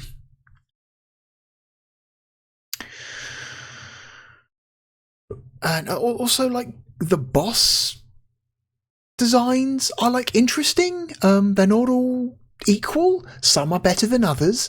That one where you're fighting a literal gym that is running around on dozens of pairs of legs is like, that's something, man. That's interesting. Huh. A lot of really cool ideas. It's just some of the combat scenario design is maybe frustrating. In a really bad way.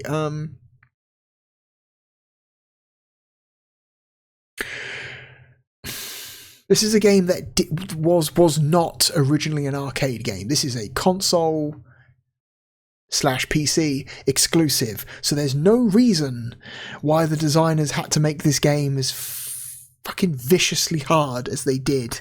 And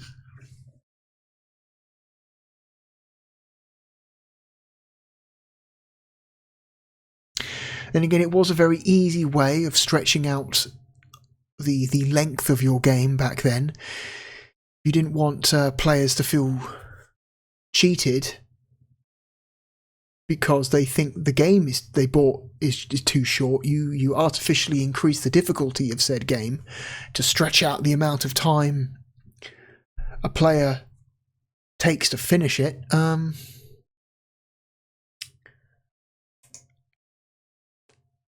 It doesn't make the game better, in my opinion. It makes the game more annoying to finish, but it doesn't make it better. I would take it over Street Racer.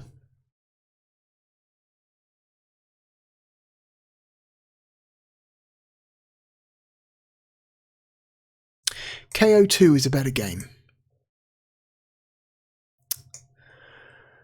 So it's here somewhere. It's a decent game with some really interesting and creative ideas, especially around its boss design. I would say, but maybe the some of the combat encounters in the levels are kind of fucked in kind of a bad way. Also, lack of checkpoints. Lack of checkpoints in the levels. You could get all the way to an end of a level, die, and then have to start the level from the beginning again. Maybe a mid-level checkpoint would have been nice. A nice addition to the game. That would have been nice.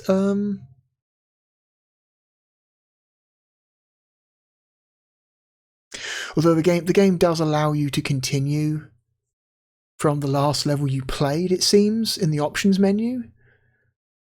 And also there is a very generous level select mode that you can quite easily input if you want to. So it's not like the game is gating progress in any real way, I guess.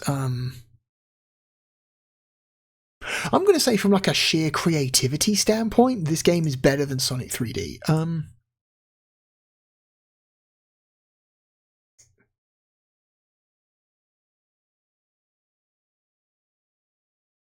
This game is better than the Sega Saturn version of Crazy Ivan.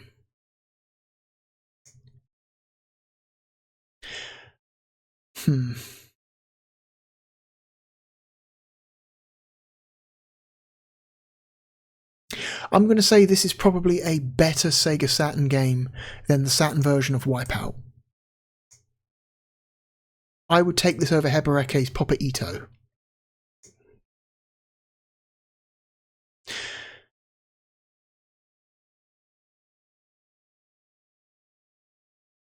Despite the extreme lack of content, I'm going to say that Manx TT Superbike is a more fun game. And certainly a much more impressive technical achievement. Not to say that Three Dirty Dwarfs isn't technically impressive. They do some very interesting stuff. Presentation-wise. Make effective use of the Saturn's 2D and 3D abilities.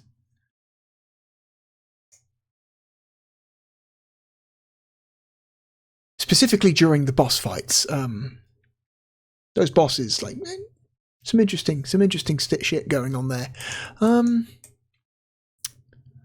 I think Alien Trilogy is a better game. Even the Saturn version of Alien Trilogy is probably a better game than Three Dirty Dwarfs.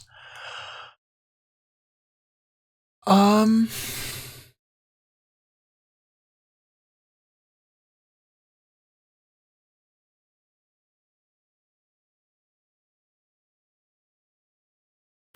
think Three Dirty Dwarfs is probably a better Sega Saturn game than Blazing Dragons.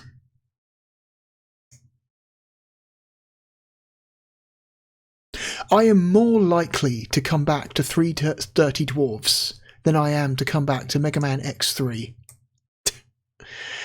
I think ultimately Mega Man X3 is probably, in some ways, a more precisely and fairly designed game,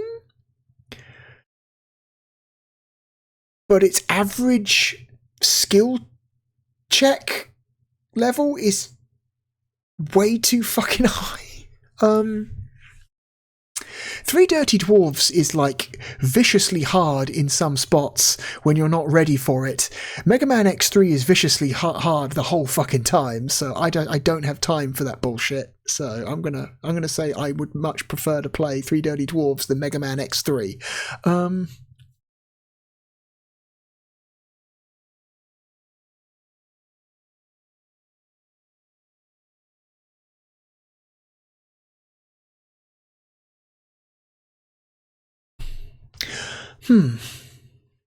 I'm going to say, just again, from a pure, like, creative standpoint and a visual design standpoint, I think Three Dirty Dwarfs is a better game than Space Hulk. It's getting hard now.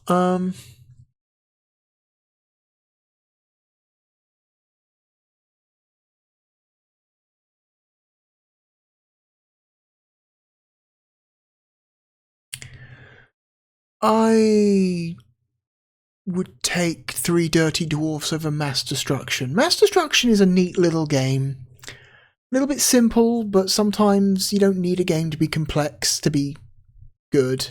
Neat little tank game.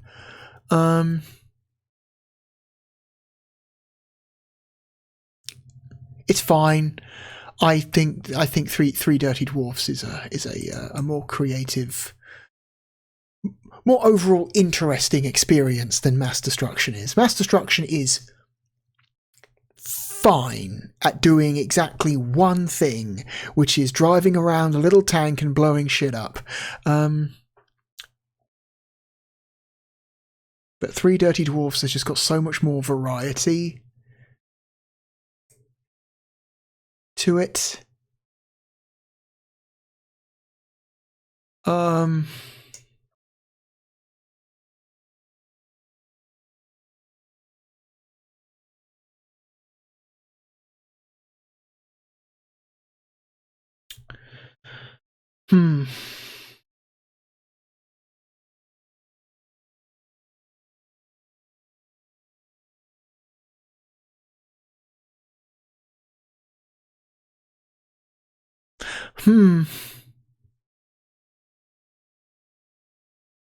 Mystaria is neat. Mystaria has some really interesting ideas around like its combat systems and the way it approaches leveling and improving your skills, right? But the game has some real presentation issues. It is both like aesthetically and technically. The game is hideous, and also the menus in that game are a nightmare to navigate. And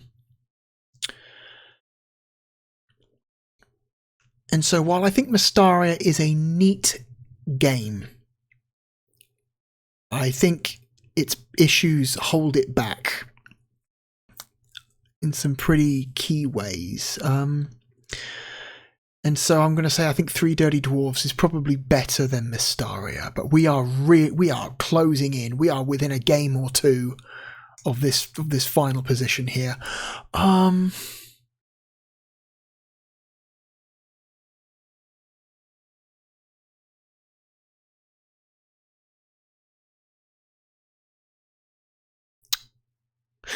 Okay, well, let's address the elephant in the room here. Nights into Dreams.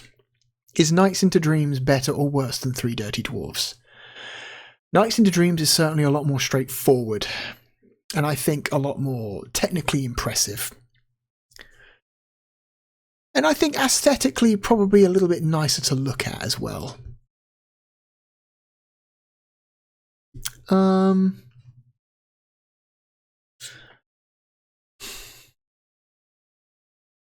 The basic interaction in Knights is a lot easier to understand. I don't think at any point Knights feels unfair. I think Knights feels a very like a very fairly designed game. Like it wears its challenge on its sleeves. It tells you exactly what the skill check is, what it expects of you, and then it says go. Where I think Three Dirty Dwarves multiple times blindsides you with some pretty like out of nowhere bullshit. Which is frustrating and kind of at times makes you not want to play anymore. So I'm going to say Three Dirty Dwarfs is probably not as good as Nights into Dreams. Amok. Amok is a neat little third-person mech game with some interesting tech behind it, because it's a voxel game. It uses voxels to render its environments. It's got a good frame rate. It controls well. Has very straightforward gameplay. Visually, I'm going to say on a technical level, the game is like very interesting. But on an aesthetic level, Amok is drab as fuck. Amok is extremely brown and grey and brown. It's aesthetically kind of an ugly game. Also, it's maybe a little bit too straightforward. It's got one. It kind of suffers the same problem as Mass Destruction, in is that the game is like almost it's a little bit too simple in its gameplay, and it can get a little bit boring after like 2 or 3 levels. You kind of feel like you're done. You kind of feel like, yeah, I think I'm done for now. I kind of don't want to play any more of this. It's been 2 or 3 levels of exactly the same shit, and the levels aren't short. Some of those levels go for a long time and they drag.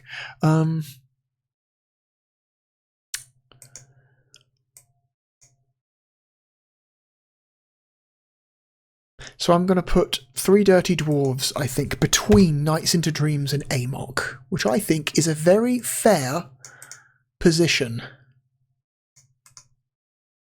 Three Dirty Dwarves, there's a lot of creativity there and some very interesting presentation. I just wish the game wasn't quite so annoying to play at times.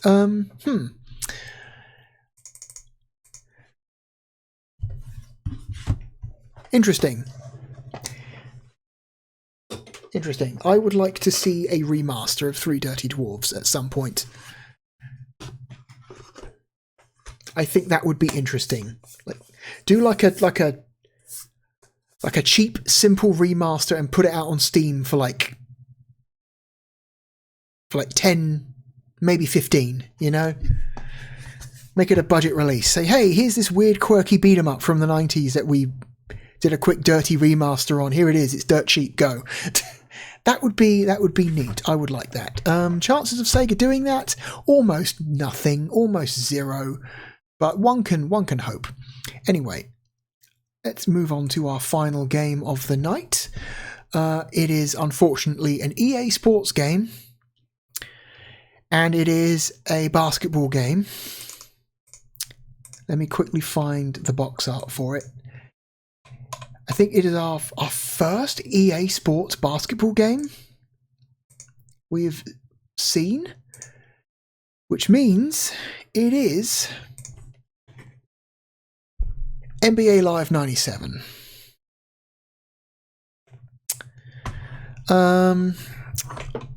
Of the basketball games we've played so far, I have found very little to impress me. me as someone who doesn't really like the sport of basketball, playing or watching. In fact, the highest scoring basketball game we have here on this list is fucking Space Jam, which is amazing. And I think the only reason Space Jam got as high as it did is because I was genuinely impressed by the 2D animation and by the fact that the game doesn't have fucking, like, toxic rubber banding. Gee, I wonder why I suddenly highlighted NBA Jam when I said the words toxic rubber banding. You know. It's basically a decent, like, NBA Jam clone without the rubber banding, which is the best case for a basketball game for me personally. But yeah, I'm just not in it. I just don't like NBA Jam. I recognise that it's a well-made game, but I just know it doesn't appeal to me, like, at all. And I have even less to say of the more realistic basketball games we've seen, like NBA Action and Slam and Jam 96. Ugh. Gross. Disgusting.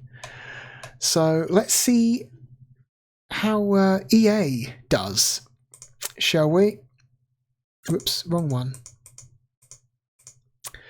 I can't imagine myself being that impressed. Oh boy.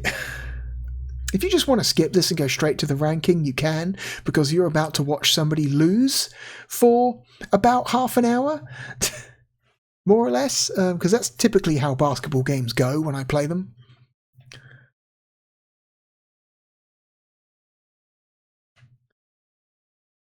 That's a very rough looking JPEG.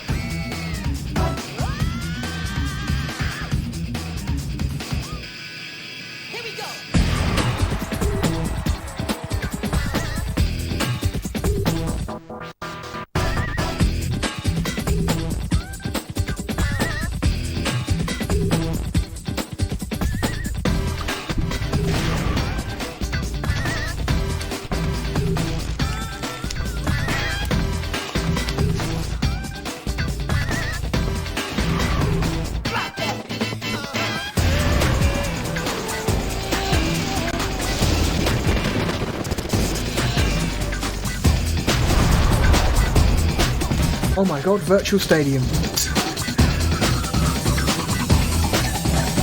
This game has Virtual Stadium branding.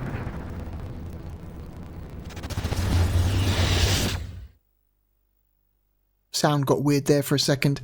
Was that a problem with the sound or was that a problem with the video file? I can't tell.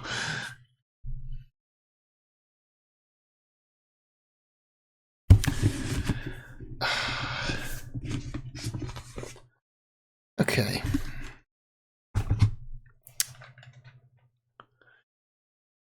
EA Sports sure did like their really flashy intro videos, didn't they?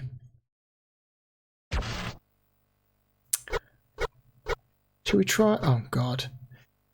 Shall we try using cartridge memory again? The cartridge has been behaving itself lately, so maybe we'll try trusting it.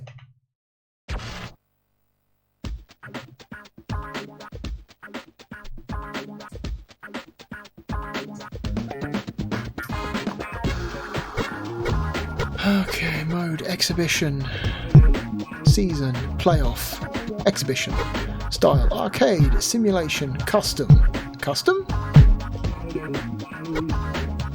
level, rookie, starter, all-star.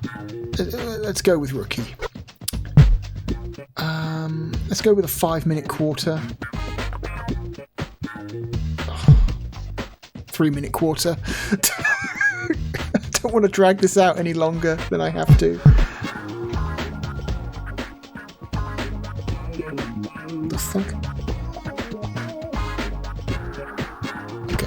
start button to choose an option on the menus. Good to know. That's NBA Live 97's. No, it wasn't though. No, I wanted to select. Oh no, hang on, Z. Okay. Return to game setup. Damn it. It's a cool looking loading screen though, I will give them that. They've got a very like flashy looking loading screen. That whole like animated basketball with loading written on the side of it is like a cool looking thing. Left, right, change highlighted item, start to continue. B to select the highlighted item. B is continue. They've chosen the worst button to select a menu option is B. No, you choose A or C, never B. A for accept, C for continue, B for back. That is what it has always been in my head. God, the B button for selecting a menu option. Fuck you.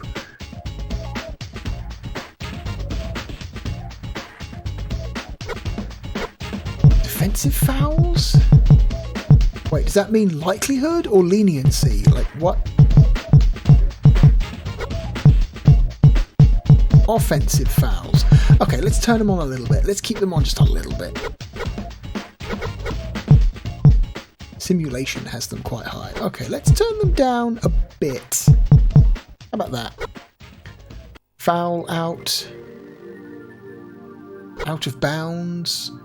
Backcourt. Travelling. God, look at all these. Goaltending. 3 in the key. What does that mean? Inbound clock. What? Half court clock. Shot clock. Injury? Okay, injuries, yes. Shot clock. I think I know what that means. Fatigue. Your players can get tired. Okay. Well, we wouldn't really be experiencing NBA Live 97 if we didn't turn at least most of these on, right? Half court clock, inbound clock, 3. What is 3 in the key? What is that? I don't like goaltending. Turn off goaltending. I want to be able to run with the ball.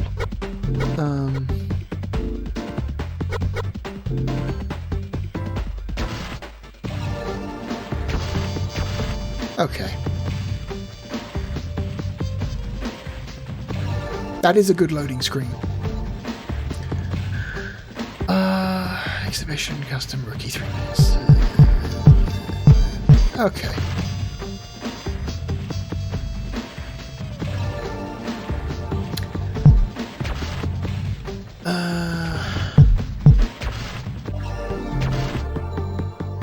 It's always weird to me that the right-hand side team is the home team and the left-hand side team is the away team. I feel like it should be home on the left, away on the right. I don't know why. Maybe it's because that's how FIFA handles it. Maybe that's just the way I'm used to. So who's the home team? Cleveland, Dallas, Denver, Detroit, Golden State, Houston, Indiana. The Clippers versus the Lakers. Miami Heat. Milwaukee. Okay, let's do, like, I don't know.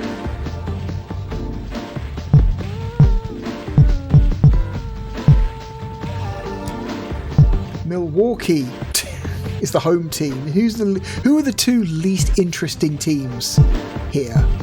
Kings, Portland, Phoenix, Philadelphia, Orlando Magic, the Knicks, Minnesota. There we go. Minnesota versus Milwaukee. The 2 least interesting teams, in my opinion.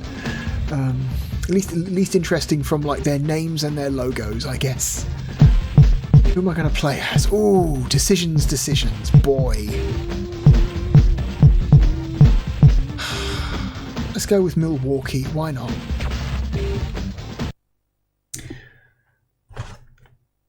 This game supports up to 10 players, which is, I think, impressive. So you have enough controllers and enough multi-taps and enough people, you can theoretically have every player on the court human Hello, controlled. basketball fans, and welcome to Milwaukee for an EA Sports presentation of NBA Live Basketball. The players have finished warming up, and we're ready for this exhibition game between the Minnesota Timberwolves and the Milwaukee Bucks.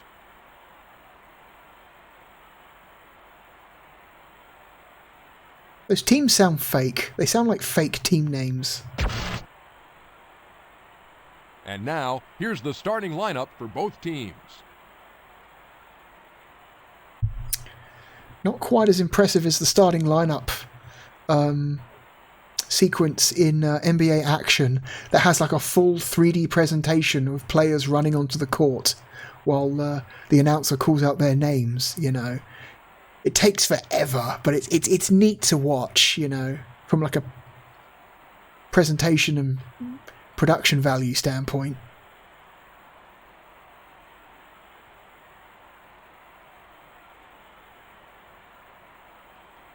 They're just gonna scroll through it all. It is, isn't it? Okay.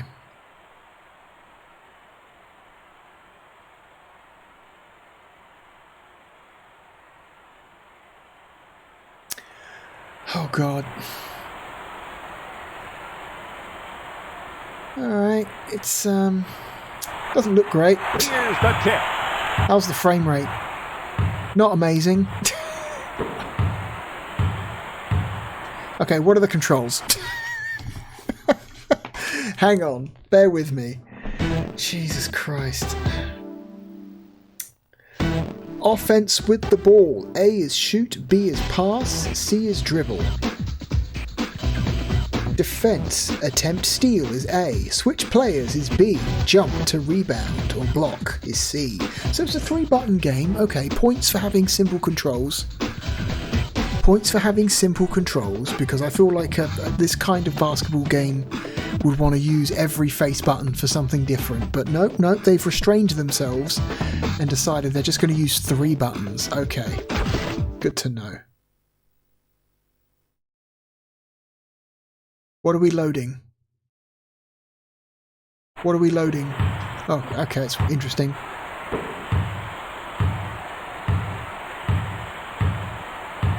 Oof.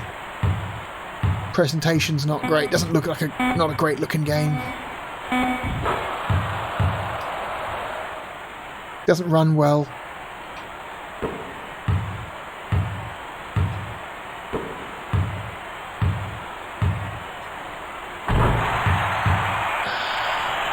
The controls are a little bit sluggish feeling. Maybe.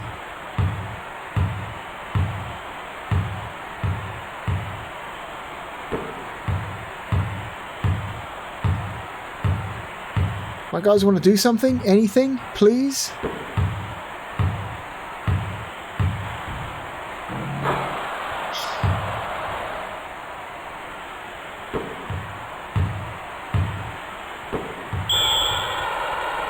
Out of bounds. Oof. Yeah. It's kind of a grungy looking game.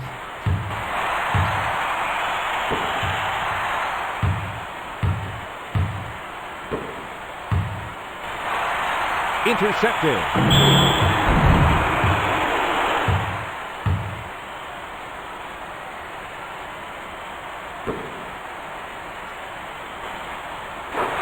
Got it in. Nice shot.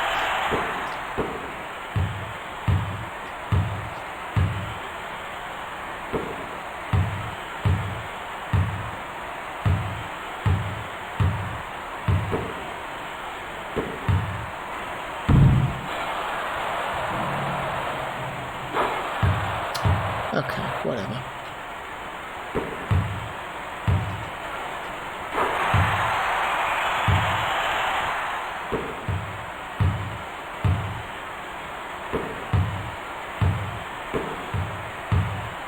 Come on, get him.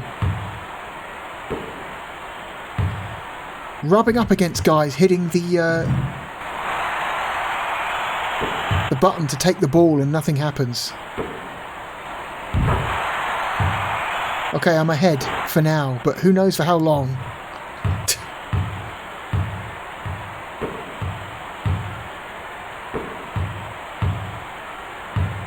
feel like this steal button doesn't do anything.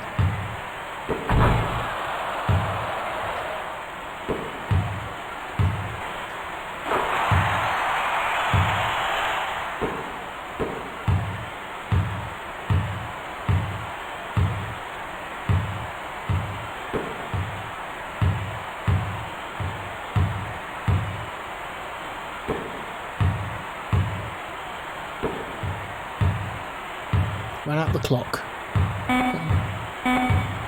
2, 1.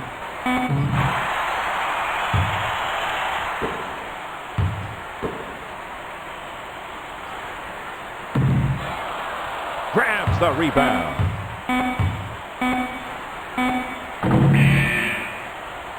Okay, end of the quarter. Yeah, presentation-wise, it's like...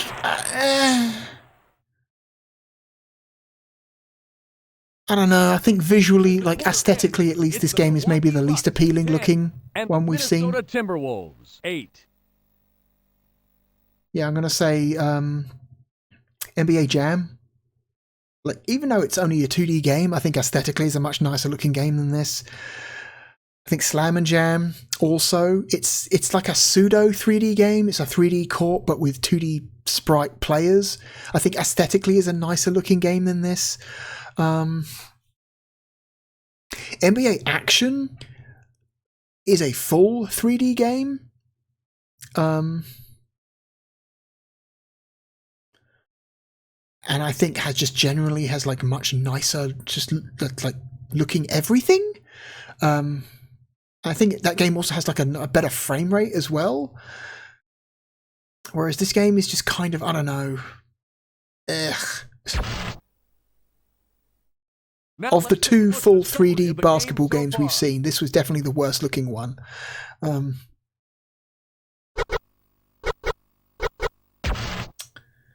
the frame rate is maybe not also... Like, the frame rate is like, it's fine. It's kind of in the same position that FIFA 97 was in. It's playable, but it's not amazing. Especially for a sports game, that's a shame. Nice shot.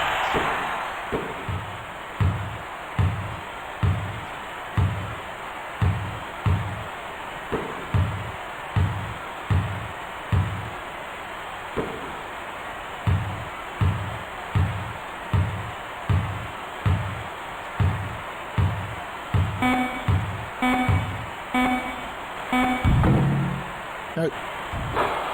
I got it in. Okay. Well, I'm still ahead for now.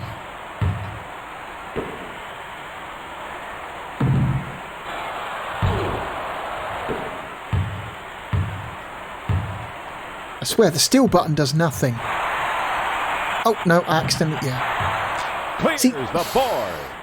the problem is, the steal button is the A button, and so I'm mashing A to try and steal the ball, but the problem is, if he steals the ball and I'm mashing A, I'm gonna probably accidentally get an A press in after he takes the ball, which means he's just gonna immediately try and shoot. Which means I'm almost guaranteed to miss and then lose possession of the ball again. Like, maybe make steal the B button instead of the A button. So at least, you know, maybe I accidentally pass it to another player. But that's not nearly as bad as immediately giving away possession by trying to shoot from the entire court away, you know? God.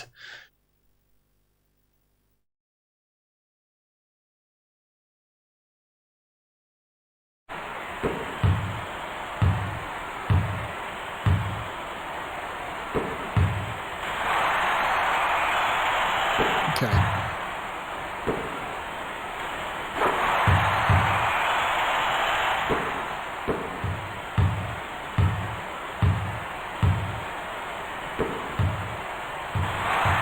Takes it away.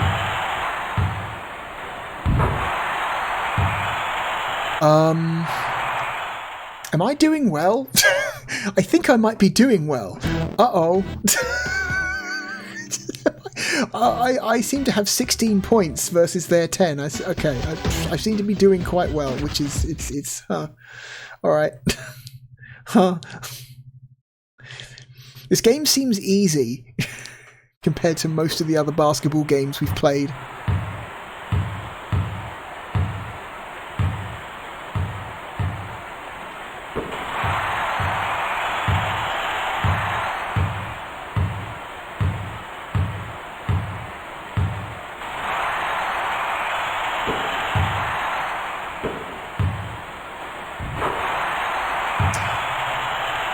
Yeah, I do seem to be running away with it a little bit.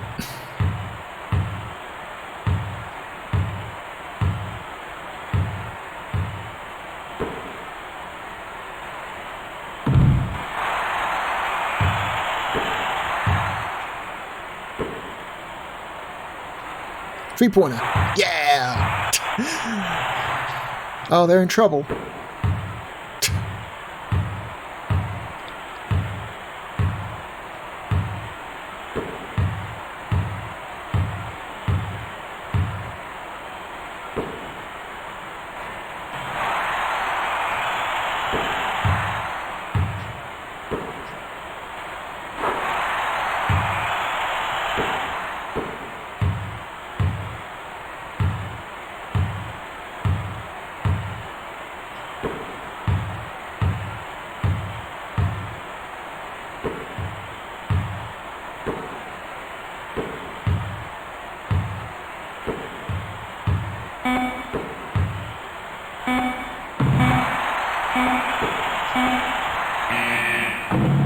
Yes. Okay. Oh, I appear to be doing well. Uh-oh. Oh no, what does that mean? At the end of the first half, the Milwaukee Bucks 23, the Minnesota Timberwolves 10. I don't think that makes this... I don't think me surprised, like, being okay at this game makes it good. I think it just makes the game easy. Because remember, I don't care about basketball games, so... And I have not played this game probably since I got it. I think when I bought this game, I maybe put it in for like 20 minutes just to look at it. And I think that was like well over a decade ago, maybe even 15 years ago. And I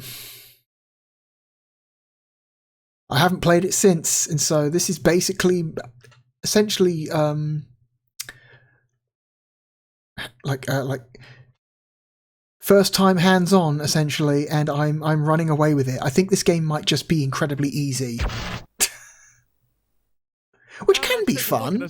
Can be fun, but it doesn't necessarily make the game good. Halftime show. What is the halftime show? I want to see the halftime show. What is that? What is that option? Oh no, that's not the halftime show. Do I not get to see the halftime show? Oh no, is it because I pressed start instead of B? It was, wasn't it? Well, that sucks. Oh well. I guess we don't get to see the halftime show. Fucking old EA Sports games and their bad menus.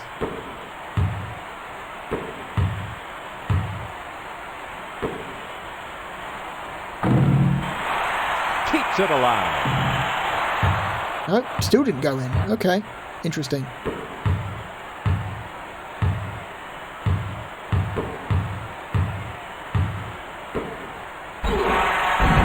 Yeah, fuck you. Just push that guy down and nobody gave a shit. Wow. I do have fouls on. It's just they're not particularly strict about the fouls. And I guess you could say the game is easy because I've got it set to the lowest difficulty level. But that's I feel like I had it set to the lowest difficulty level in every single other basketball game I played, and and that wasn't like this. God damn. When this game says easy, it fucking means it, you know. It's like, okay.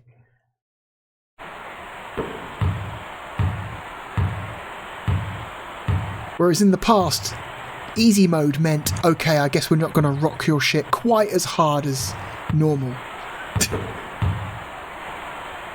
Shoots for 3.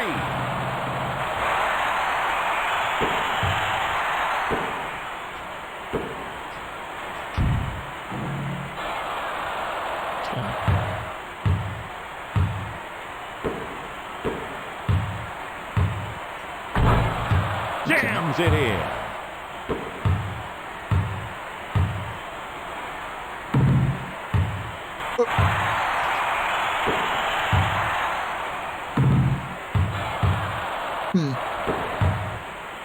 Uh-oh.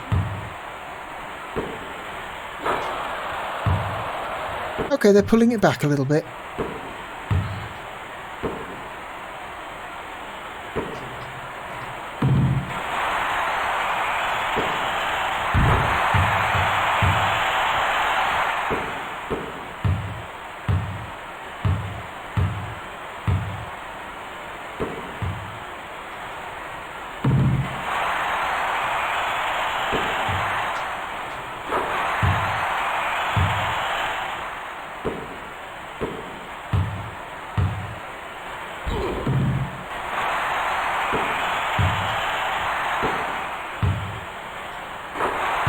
Nice shot.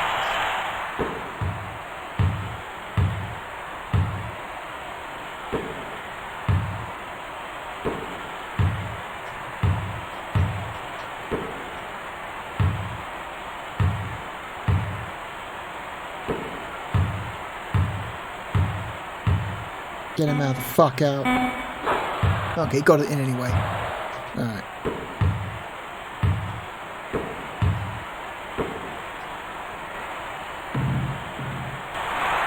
Keeps it alive.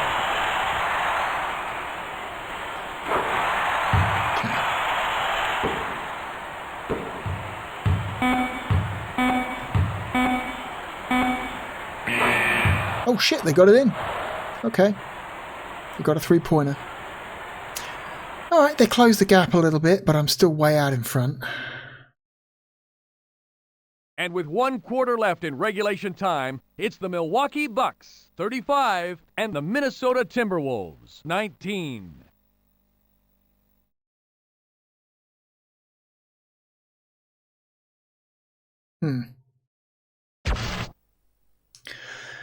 Okay. Numbers break down.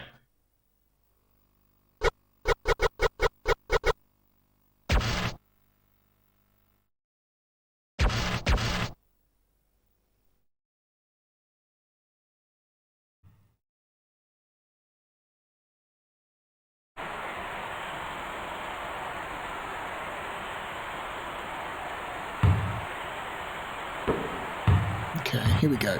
Final quarter.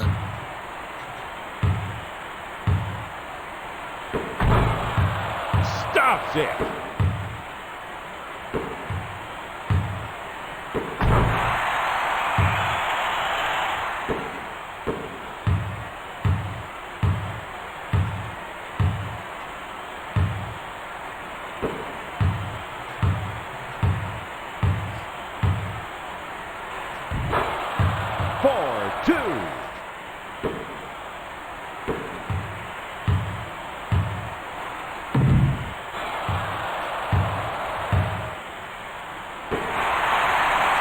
Oh no, again, I accidentally pressed A. God damn it, I hate it.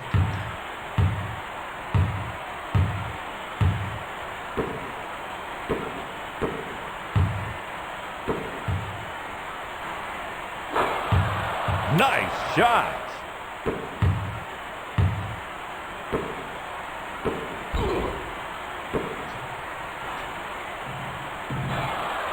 Grabs the rebound.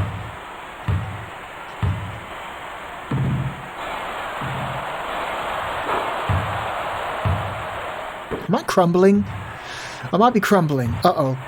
Doing so well.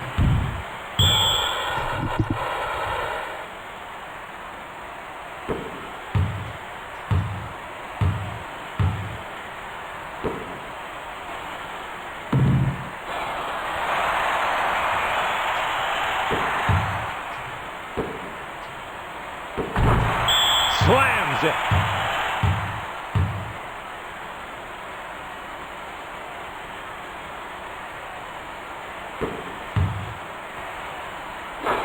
Fuck you.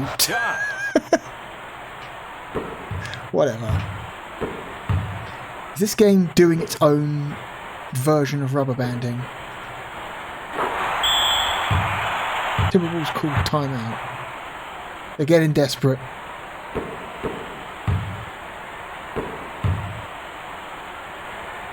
Takes the three.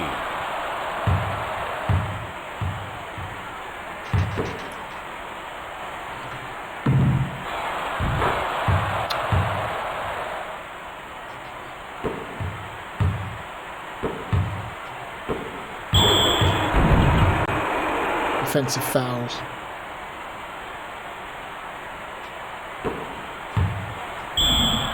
Out of bounds. Fuck. Didn't mean to do that.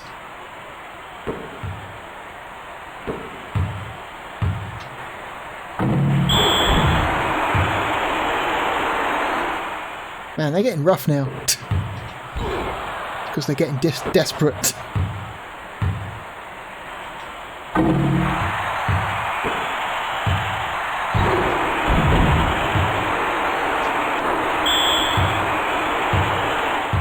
Yeah, look, another timeout, man. They can't score 10 points in 30 seconds. Don't think it's possible. Keeps it alive.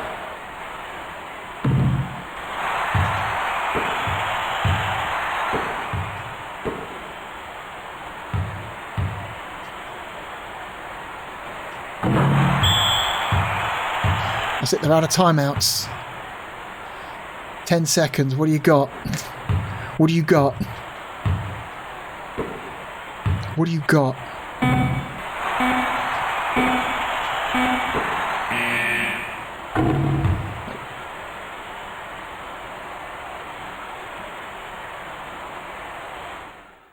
Okay, I win. Shit. Huh. Okay. Game comes to a close. The Bucks defeat the Minnesota Timberwolves 45-33.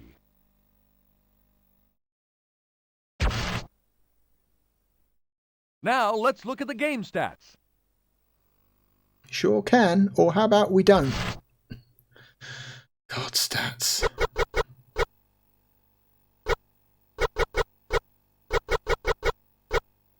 Who's player of the game? And now, the EA Sports Player of the Game.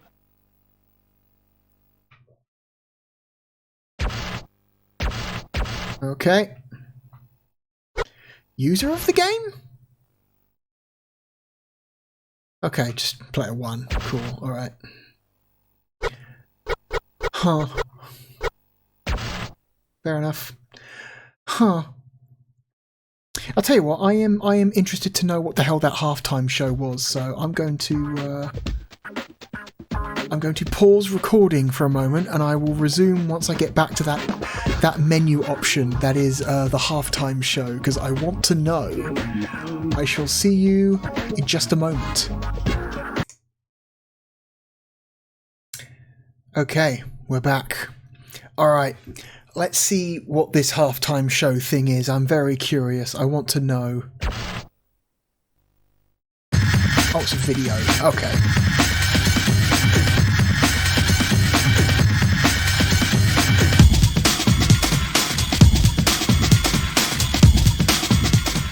God damn, turn that down a bit.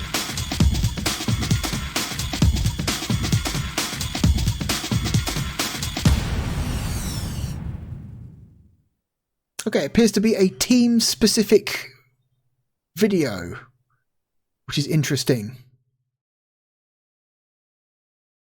Is that based on the team you're playing as, or based on the team who is winning, or based on the team whose home court it is? I don't know.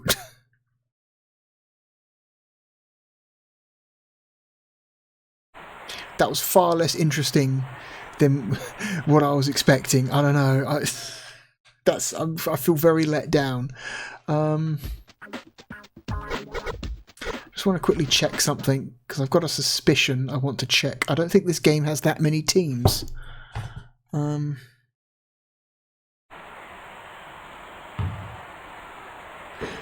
NBA teams. Hang on.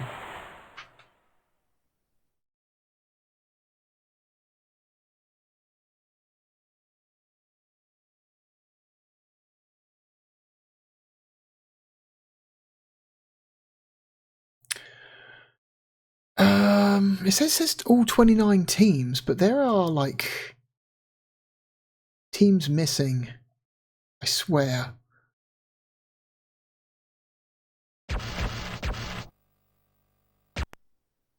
No shit. Fuck off. Oh, the game just kicks you out. That's nice.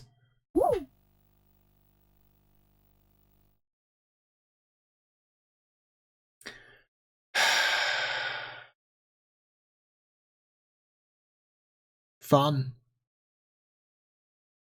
I wasn't expecting the game to ask me where I wanted to save it again. Like, yeah, like, why is this image so low quality? It's not a video, it's a flat, static image. Why does it look like a shitty, like, JPEG? Didn't need to look like that. Anyway. Can I skip this? I can skip this. Good.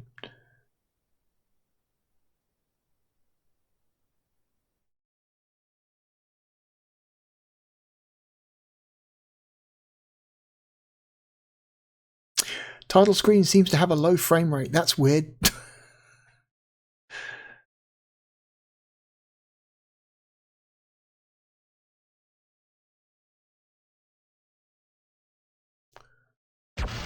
Who ported this?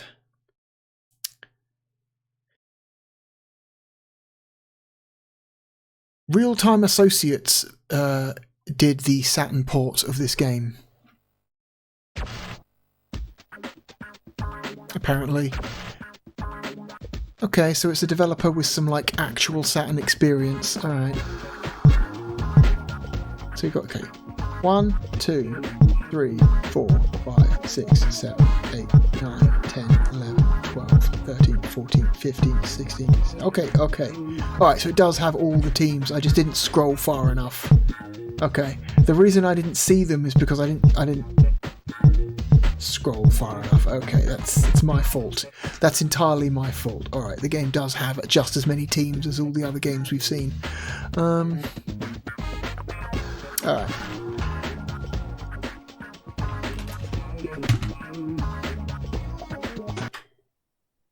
Let's rank.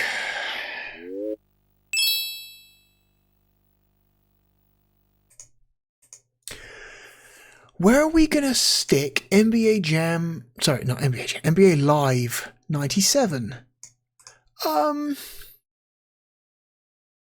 Okay. First positives.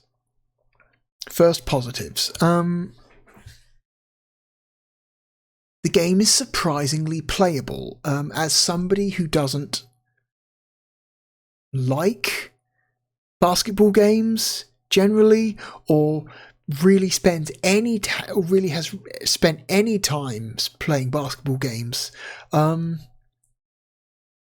surprisingly playable. Yes, I played it on the easiest difficulty, but I also played all the other basketball games on the easiest difficulty as well, and most of them pushed my shit in. Whereas this one seems extra easy. Like when you choose rookie, they fucking mean it. Which I think is good because it makes it more approachable to new players, whereas I think a lot of sports games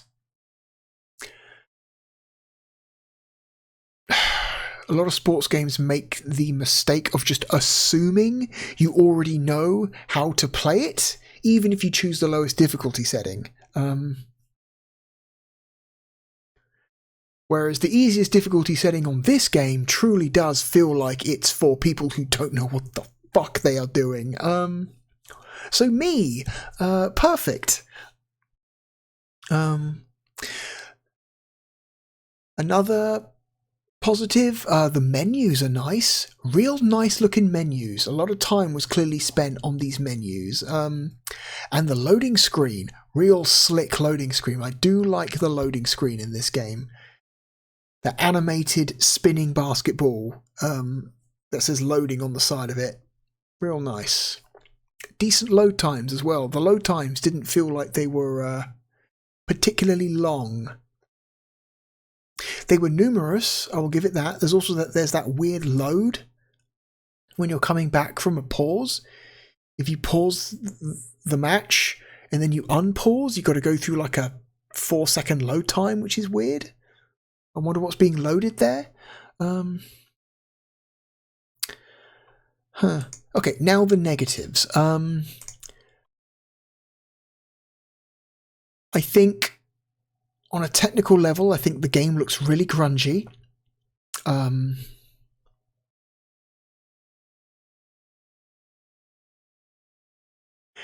of a similar way to like FIFA 97, actually. That game, the Saturn version of FIFA 97, looks kind of grungy. And also the frame rate, similar situation to FIFA 97. The frame rate was playable, but I'm not going to say smooth. That game seemed to be averaging about 20 frames a second. Somewhere between 20 and 25 frames a second. 25 frames a second being the actual target frame rate. So because that's PAL for you. That's European games from the 90s for you. They either targeted 50 or 25. In this case, this game targets 25. Or if you're really unlucky, they target 12. You know, in the case of NBA Jam Extreme here, that game targeted 12 frames a second. That game is borderline unplayable.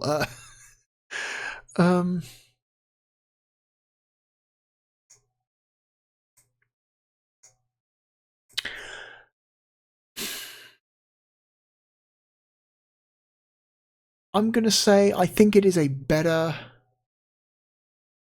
basketball experience for somebody who doesn't like basketball than Slam and Jam. Better experience. Slam and Jam is a basketball game that feels like it was designed specifically for like basketball nerds, like people who are like way into like stats and statistics. You know, stats and statistics are literally the same fucking thing. What am I saying? You know, but like really into like the minutiae of basketball and players and getting good at specific tactics and stuff like that. This game feels like it's directly targeting basketball nerds. NBA Action feels like it's a little bit more casual basketball fan. Like it's intended to be played by slightly more casual fans. But it's still a little bit demanding in terms of its controls. And its difficulty. NBA Live 97 feels like it can be played by anybody. Like, you don't have to have any prior experience playing basketball games, and you will do okay, provided you're on the appropriate difficulty setting, which makes it much more approachable and friendly for somebody like me.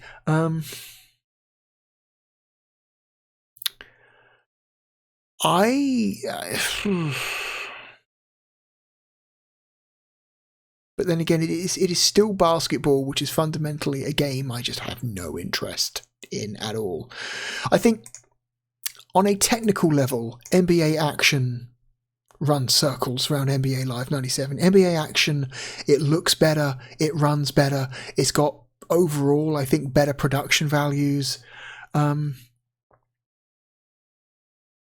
It is a bit buggy when we played NBA Action, there was that giant game-breaking bug which caused all the players on the court to freeze in place.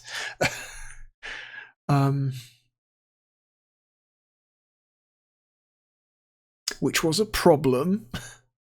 Luckily, nothing like that happened with NBA Live, so I'm going to say NBA Live 97 is probably a better game than PGA Tour 97. It's probably a better game than Spot Goes to Hollywood. I would call it a better overall video game than Ballerina to Shinden Remix.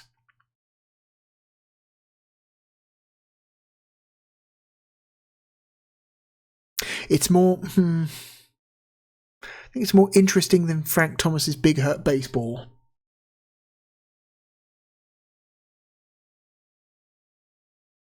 Probably a better video game than Crypt Killer. I had a lot more fun playing NBA Live 97 than I did NBA Jam. I'm sorry, NBA Jam. I'm sorry. I just don't like you. I'm so sorry.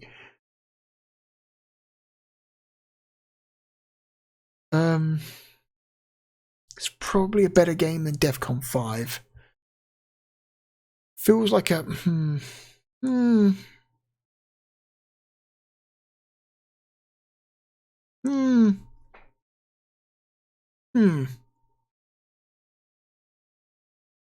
would still rather play Space Jam. Space Jam, I think, is still more enjoyable for me as a non-basketball fan than NBA Live 97. Puts it here.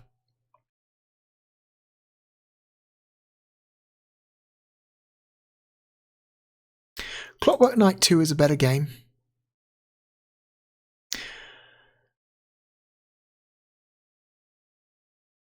NBA Live is probably a better video game than Jewels of the Oracle.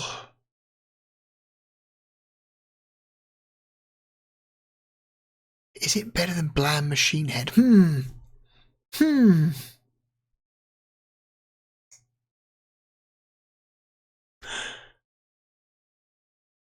Titan Wars is kind of a mess, but it's an entertaining mess. So I'm going to say it's a better experience than NBA Live 97.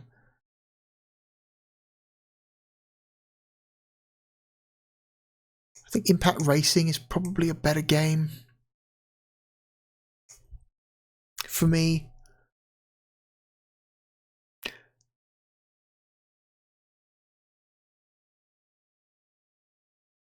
Battle Monsters is just silly.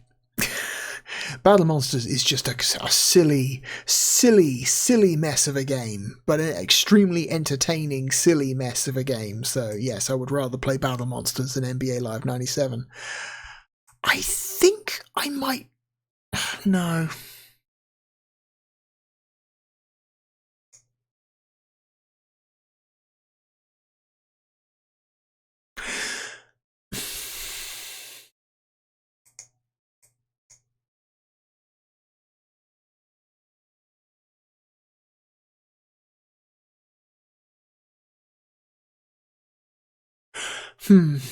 Siberia is not an amazing game,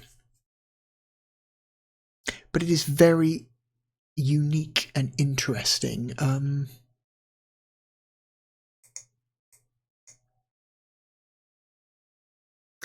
At times, it's just a boring on-rails FMV rail shooter. At times, it's a chaotic turret sequence. At times, it feels like you're playing Cyberpunk Dragon's Lair. It's a weird game. But being weird is what makes it so interesting and therefore compelling. So I think I'm going to choose Siberia over NBA Live 97. What's better, NBA Live 97, the Saturn version of NBA Live 97, or a janky port of Mortal Kombat 2?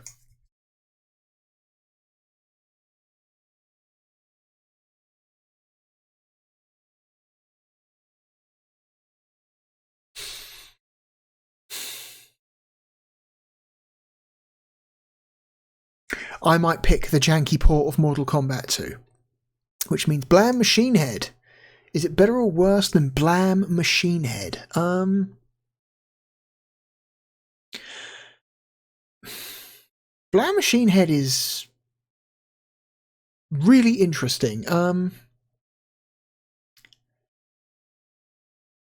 It's like on like a technical level, it's doing some interesting things. From a level design perspective, it's also doing some interesting things because it's like objective based level design rather than like standard Doom style level design.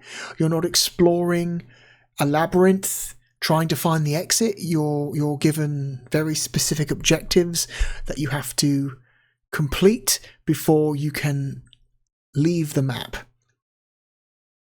which kind of makes it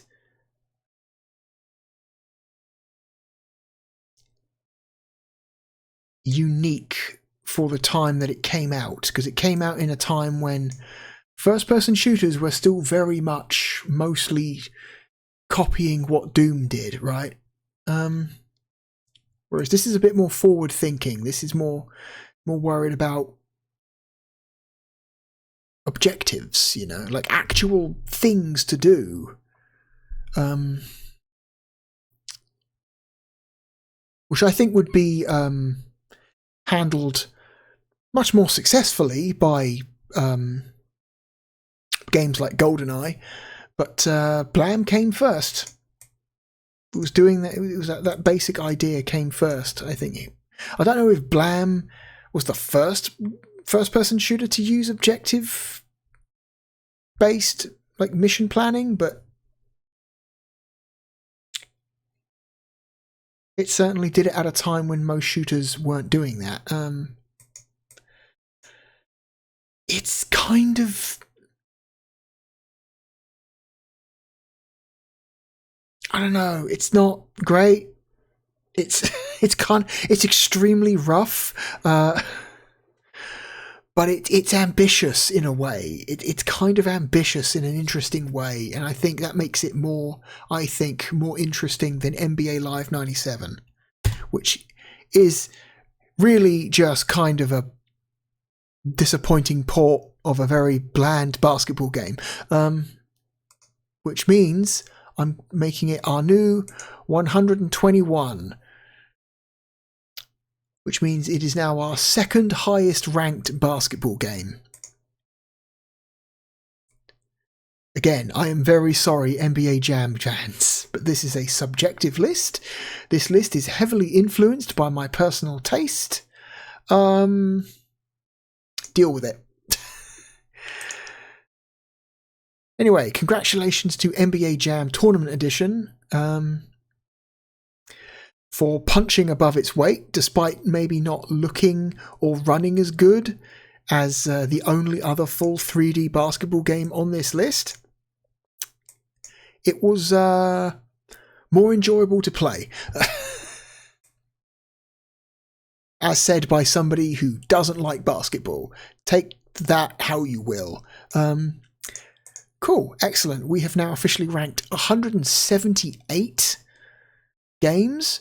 We are beginning to close in on 200. We're getting there. We have less than 25 games to go before we break 200. We are making some excellent progress. Anyway, next time on Ranking of Saturn, we will be ranking 3 more games. We will be ranking a game, a platformer that is a sequel to a game that came out near the launch of the system. We will be ranking a game. How would I describe this game?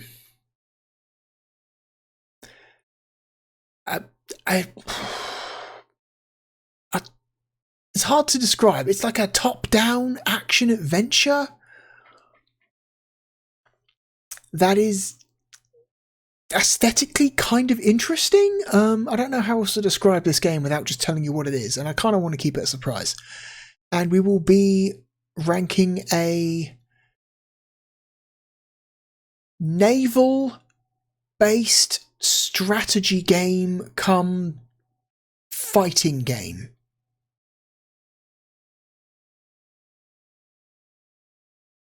I don't know how else to describe it. It's a very strange game. It's a strategy game / fighting game based around warships.